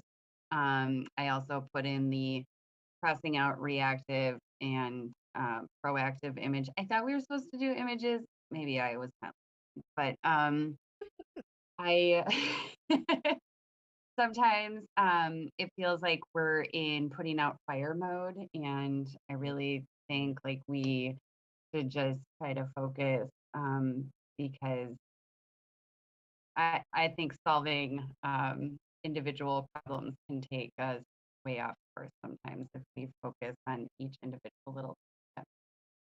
Yeah, really focusing toward those solutions, toward those things that push toward that vision, as opposed to kind of being distracted. If you're in a car, what I hear you saying is you don't want to spend all your time looking to the left and right about the traffic that's happening on the side of you uh, all the time. You want to really focus on the road you're on, and so that's how you get right. Um, so yeah, I appreciate I'll go next. it. Yeah. One thing I think I envision 10 years from now that I hope the board exists because there's a lot of people in the state legislature who are in the majority who actually wish to destroy MPS. And Mm. so as we look forward for the next 10 years, I think there'll be continuing battles just for mere existence. Not to be too pessimistic, but to me, that's a fact. I also put in some other things such as I'd like to see all of our schools, community schools, um, with wraparound services and significant parent involvement, uh, shared leadership, Hmm. culturally relevant teaching, and it with a community school coordinator. That's we have now 12 of those schools, and they're I think most of them are highly effective and have qualitatively improved our parent Yeah. participation. Thank you. And you feel like the board should be working toward those. Yep. I'll go next. Huh. This is Director Herndon. For me, it would be a reduction in bus transportation. And the reason why I say that is because the majority of the students in MPS ride yellow bus. It takes them, in most instances, pretty far away from their home. And if we think about the expenses that families must face with gas and time Mhm. based on their scheduling, it leaves not that much opportunity for them to participate in the manner that we speak of, for them to be that active in their child's school. Many times we're told Ah, that the parent doesn't get to the school ever.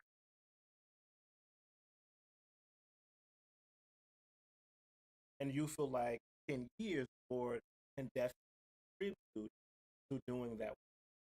Yes, I think the discussion should absolutely be held with the community, for them to think about it. What would it mean to them if their child was in the neighborhood school in the lower grades I'm speaking of? I think the especially schools that we have are very important for high school. Mhm. But for the little ones, I think that it's a discussion that the community should really, really think about and what would it mean to them and their families.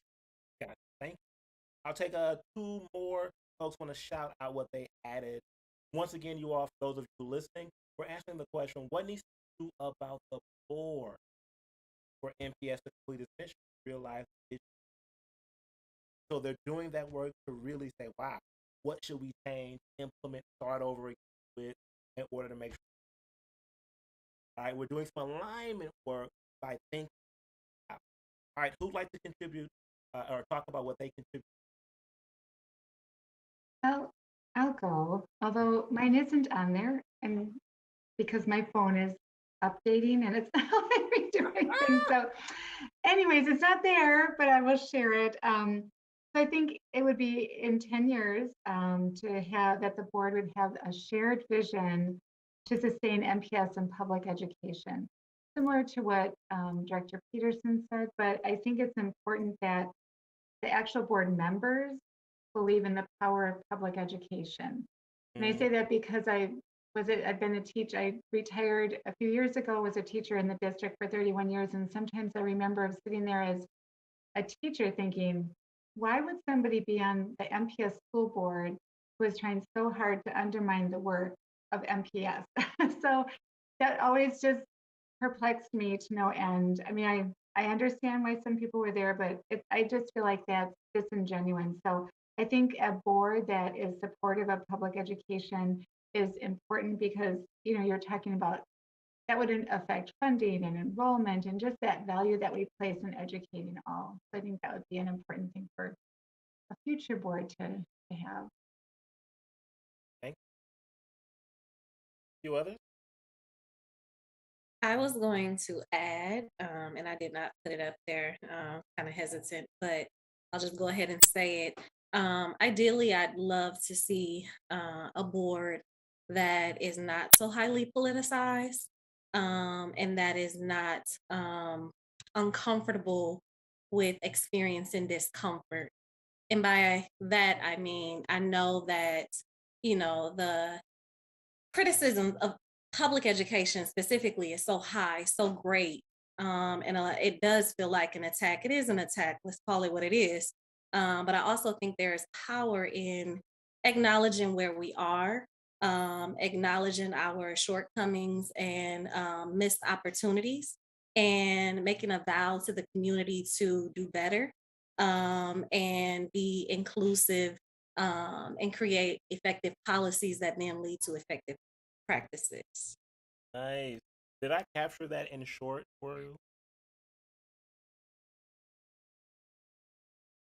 Yeah. Do you mind Thank do you you. mind if I added support at all? Thank you. Yeah. All right. Anybody else? Really, I love these ideas. Once again, you all, the board is taking the time to reflect on themselves, challenging themselves to think differently toward the mission and vision. I want to take maybe about two more before we conclude our last 30 minutes. The two other things you all want to shout out. I'll go. I wasn't able to access the Jamboard, but I think for us to be able to complete and really be connected to the mission, within the 10 years, I really think about ways that are a little bit more clear, like more clear pathways where we are integrating community input throughout the organization. I know that's one of the biggest, I guess, like Achilles heel for us, is that communication always seems to be lagging between, whether it's board to administration to the broader community, us to the broader community. So really finding ways where communication is strengthened, but most importantly, pathways that are intentionally seeking out and integrating the feedback of the broader community. So I put, we need more clear pathways for integrating input throughout the organization, community. Communication can lag between board and the. Is that correct?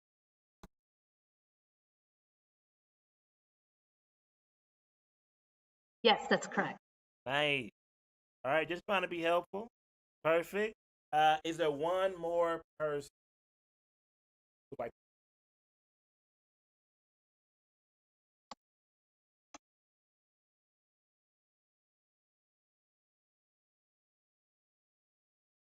This is good I'll stuff. I'll throw this out here. This is more fiduciary, and right now it can't be done at the state level. But I think that we spend so much of our time and our resources in trying to, and this is really off of what the director Peterson said.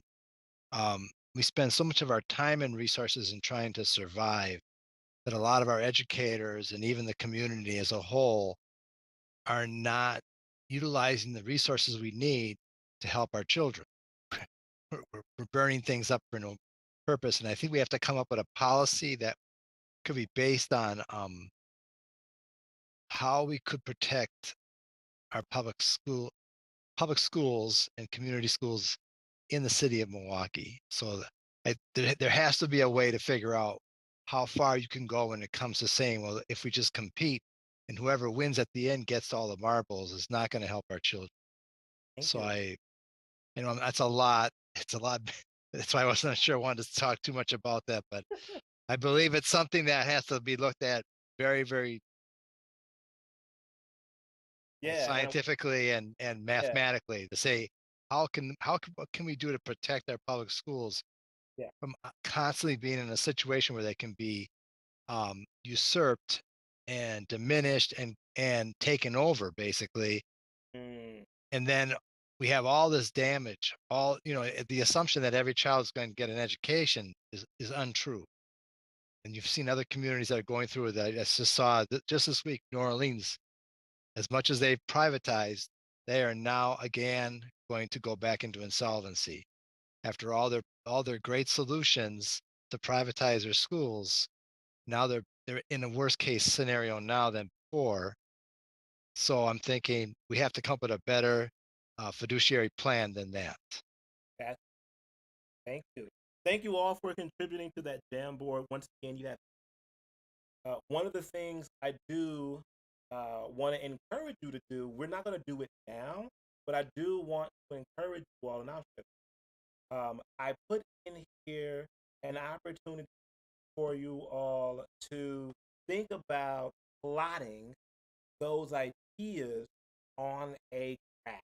Okay? And that graph is a quadrant, and which of those ideas are obtainable, which of those ideas are more impactful. And we're talking about in the next couple, right? And so now that we've thought about, okay, 10 years from now, we have our mission that we want to direct ourselves toward. We also have things that we need to change or improve or think more about when it comes to board facilitating that mission and vision. What I want to encourage you all to do, um, when you have time or if at all purposeful, is to also take those ideas and plot them on a graph and figure out which one of them, in the more immediate sense, is impactful, but also attainable by specifically the board. And maybe that could be something you all spend more time talking about. So thank you all for doing that. Our intention here is not only share ideas, but to use those ideas to help you all better align yourselves toward the mission. All right, so you have access to that. Okay, so our last piece here is to talk about culture and climate. How we feel about ourselves as an organization, no matter what kind of organization we're talking about, really determines kind of the culture and the climate that we.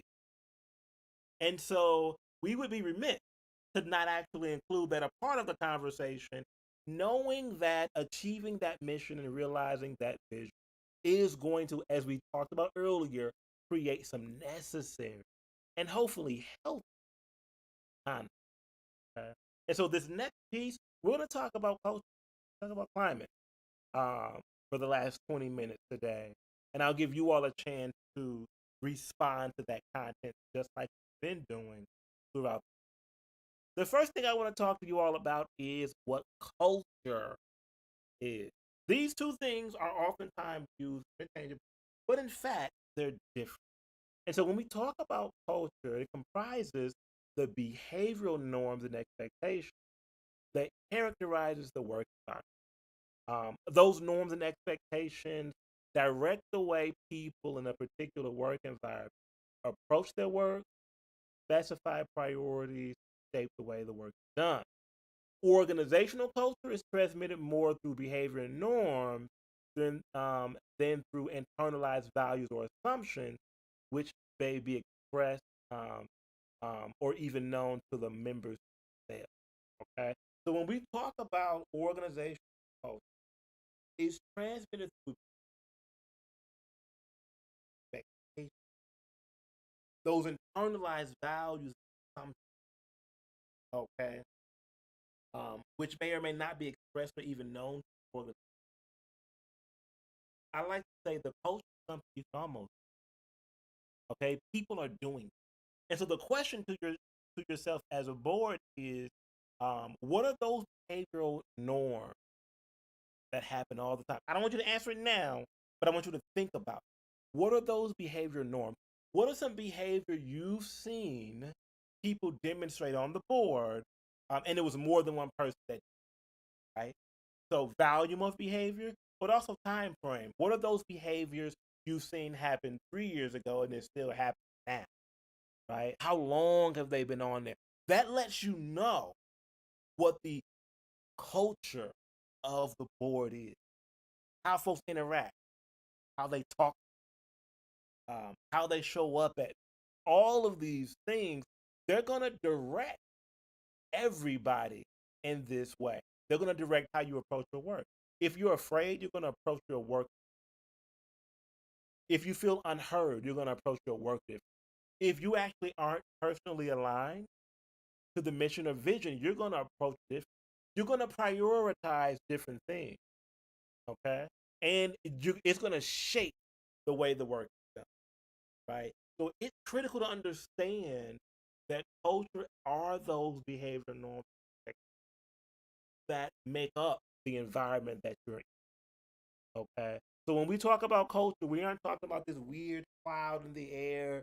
We don't know where it came from. No, talking about board members whose behaviors shape the environment, okay? And we can normalize, even if it's dysfunctional, we can normalize. Even if it's unhelpful, we can normalize. It becomes normal to show up to meetings and not get anything done, show up to meeting, right? All of those. So that's going to be important if you all were trying to assess your own culture. You be asking yourself, what are those behaviors, those words, those interactions that show up during our meeting? How often? How many people share those behaviors, actions, and words? But then for how long? How long have we been doing it? Right? That's the culture. Okay? Is built off of that. Okay, and so the three dimensions of culture are this: resistance, rigidity, and proficiency. And so when we talk about culture, there is a way to kind of look at, okay, are we a resistant culture? These are three major buckets for, we call them dimensions of a culture. You'll see this many times where folks are just, there is a rigid culture, and then there's also a proficient culture. I'm going to read all three of these definitions off, and then what I want you all to do as a board is to come up with where you think you lie. Are you on the resistance end, between resistance and rigidity, squarely rigid? Are you between rigidity and proficiency, or are you mostly proficient? Okay, and so that's what you're going to tell me. You're going to come together and figure that out after I read these definitions. So when we talk about being resistant as a culture, it would be as if board members were expected to suppress change or innovation in your work through either active or passive strategies that maintain the status. Okay? What you think about is this where we are, where either by direction or external influence or board member collaboration, whatever it is, for some reason, do you feel like you're in a place where you're literally expected to suppress change or innovation? Right? Think about that for a moment. And when we talk about being that work environment, is there an active or passive strategy that you all are putting forth? right? And do these things maintain the status quo, right? If you have a suppressive environment, most likely you're going to reproduce what's already been done. You're going to feed into those things that actually go against your mission. That's what resistance. There's this oppression from your work environment is active and or passive, putting out strategies that really make. There's also moving along the continuum. It's not resistant, but it is rigid. And maybe this is something for you all to consider. Our board members expected to closely follow a host of bureaucratic rules and regulations that have minimum decision-making power and or are suppressed by external factors they cannot affect. Is that where you feel like you are? And this is a no judgment zone here. I'm not asking you all to judge each other on it. I'm saying when we talk about culture and we talk about behavior, these are some of the things we see showing. Maybe you're not resistant, wherein there's a lot of folks a part of the board or who influence the board who are saying, we don't want you to do this. You can't put anything that doesn't look like the status quo. Maybe you're not there. You are. Maybe you would say, you know what, as a board, I kind of feel like we're kind of rigid. We're sticking to some bureaucratic rules and regulations that minimize our decision making and then also don't allow us to respond to external factors that can be positive. The last thing is proficiency, right? You may see a culture where folks are expected to be responsive to the unique needs of students, communities, and you're serving to utilize up-to-date methodologies within the context of your role, right? You're doing things like you're doing things that really help push you forward, and it's helping create a sense of. Okay. So those are the three dimensions of culture, very high level bucket, but we see oftentimes folks go into these and it can be really hard to be there and it can be difficult to see your way out. But there's also a continuum from being resistant to being rigid and making change happen slowly to actually being proficient. Often. I want to know from the board members, which one of these do you think characterizes your experiences? You can say all of them. You can say none of them. It's really up to you. Just kind of want to hear your thoughts. Jeremy, members of the board to respond have about. Okay.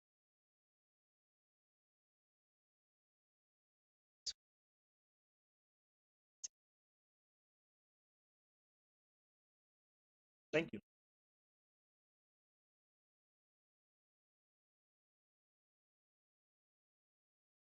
Well, I'll go.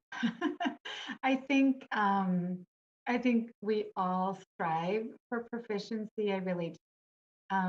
But I do believe that that idea of rigidity can be really cumbersome because it limits our how much we can talk to each other and work with each other to get to that level of proficiency. Um, so I feel like we waffle between those two.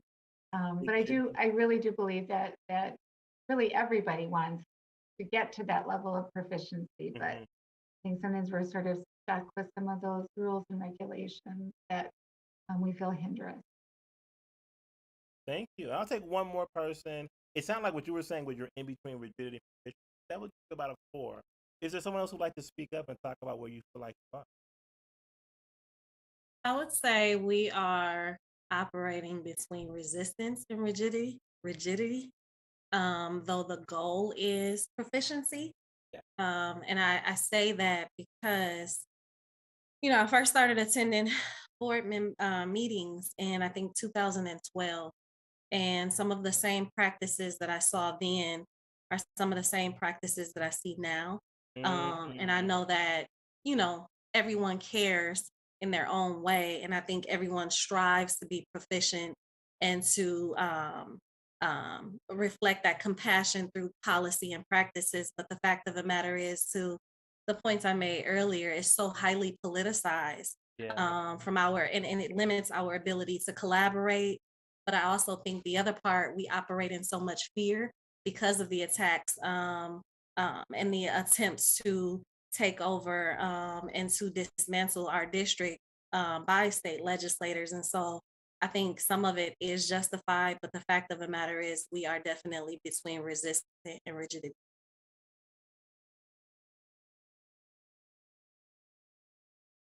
When we talk about these three things, large buckets that kind of define dimensions of culture, it's going to be important that we strive, like you all said, for proficiency, and that we try our best to minimize.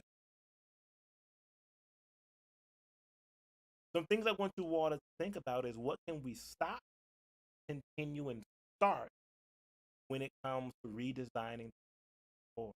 What can we stop? This is homework. What can we continue? What can we start? I want to offer you all that up. All right. And then the last thing I want to share with you all is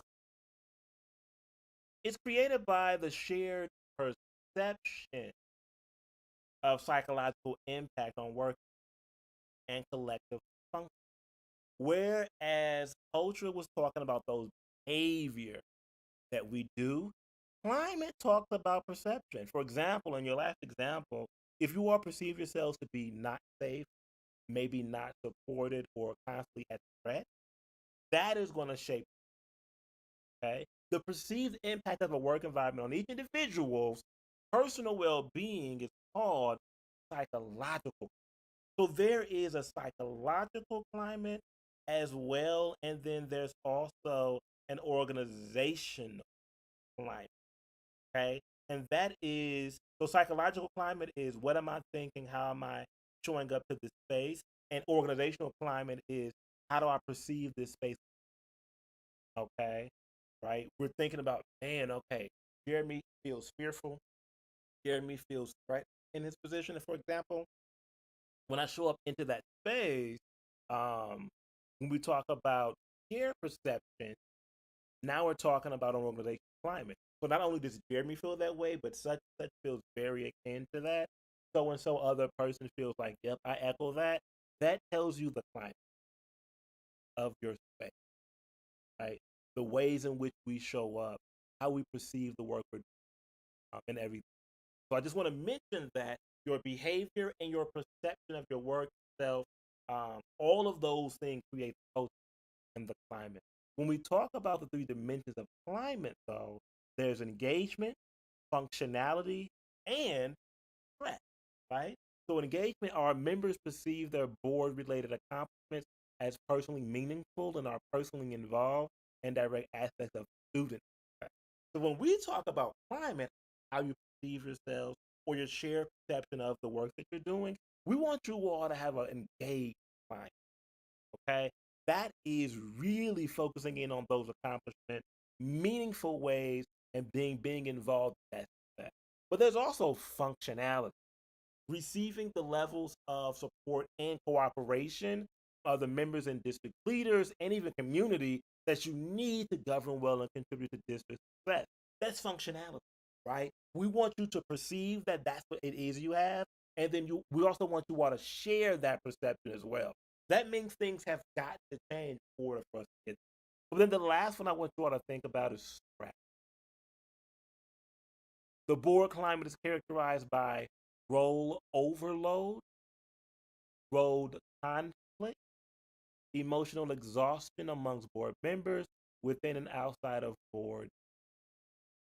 And so we want folks to be purely engaged, invested. We want you all to have a climate, external factors that contribute to your success so that we can minimize the stress levels of trying to achieve. That's going to you want those engagement and functional climate so that you can reduce stress as well. And all that means is that you're going to really need folks to come around and help you and cooperate with you, and then also help you all understand the role and things like that. Okay? So that dimension of climate, how you perceive things, is going to be critical to how you show up. The last thing I want to offer you all a chance to do is what can you stop, what can you continue, what can you start when it comes to redesigning how you perceive. All right, and then the last thing are reflection questions, if we have time, okay? It's 7:55. I'm Jeremy Triplett. I was your facilitator for today. I thank you all for inviting me. I appreciate your contributions, and hopefully you found these conversations, this collaboration meaningful, and that you can leave also inspired to do something in a more. Thank you all for your. President Peterson, the meeting is back with you. You have about 5. Give the board any. Oh,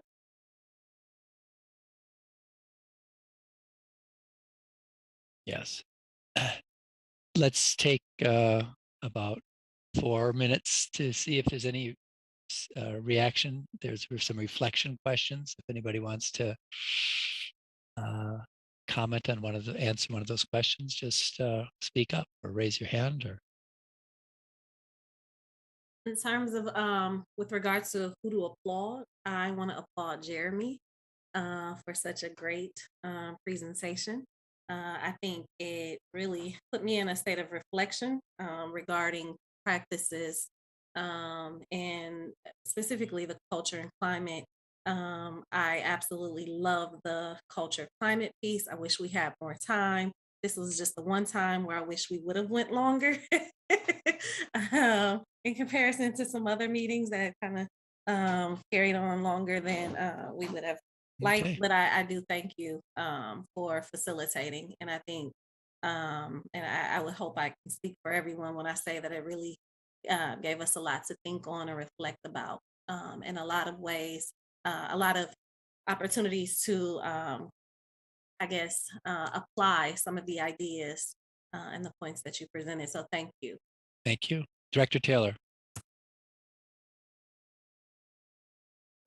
Director Taylor? Hello, can you hear me? Yes. All right, I wanted to say thank you to Jeremy as well too. Just seeing the work that he put in, I know it firsthand in the community. I think I've known him since he was a young teenager, so to see this growth, this was great. And then also it makes us think about how we are as a board, right? Because we all strive to do great things within its capacity, even with the challenges, but makes us think not just outside of the box, but sometimes we have to create a new box to call it as we continue to go forward in the work in this era. So thank you for that. And thank you, Dr. Mann, for putting this all together and giving us this opportunity. Director Garcia. I think that, well, echo the sentiments of my peers. So thank you, Jeremy, for just a lot of really good things for us to like digest and really work through. But I think for me, it's really that idea that, yes, there are forces that are out of our control and we're learning to navigate those and work. But there's also things that we are created intentionally and unintentionally. So really identifying that, owning that, and most importantly, finding ways that we can shift those behaviors where we are positively impacting the culture and climate that we all strive for. So thank you. Anyone else? President Peterson, given that the board members do have comments or questions, if they come into the Office of Board Governance, and we can get those and get the board members a response. Right. Yeah, thank you. And I just want to say that this has made me reflect a lot about the board, our board climate and culture. It also makes me think also about what it is like in each school and each department and how we can try to encourage improvement there. So, Madam Secretary, are there any other items on our agenda? Mr. Chair, that was the last item, the only item on tonight's agenda. Well, then, on behalf of the board, I would like to once again thank Mr. Jeremy Triplett for facilitating this retreat. And so thank you. And there being no further business before the board, this meeting is adjourned.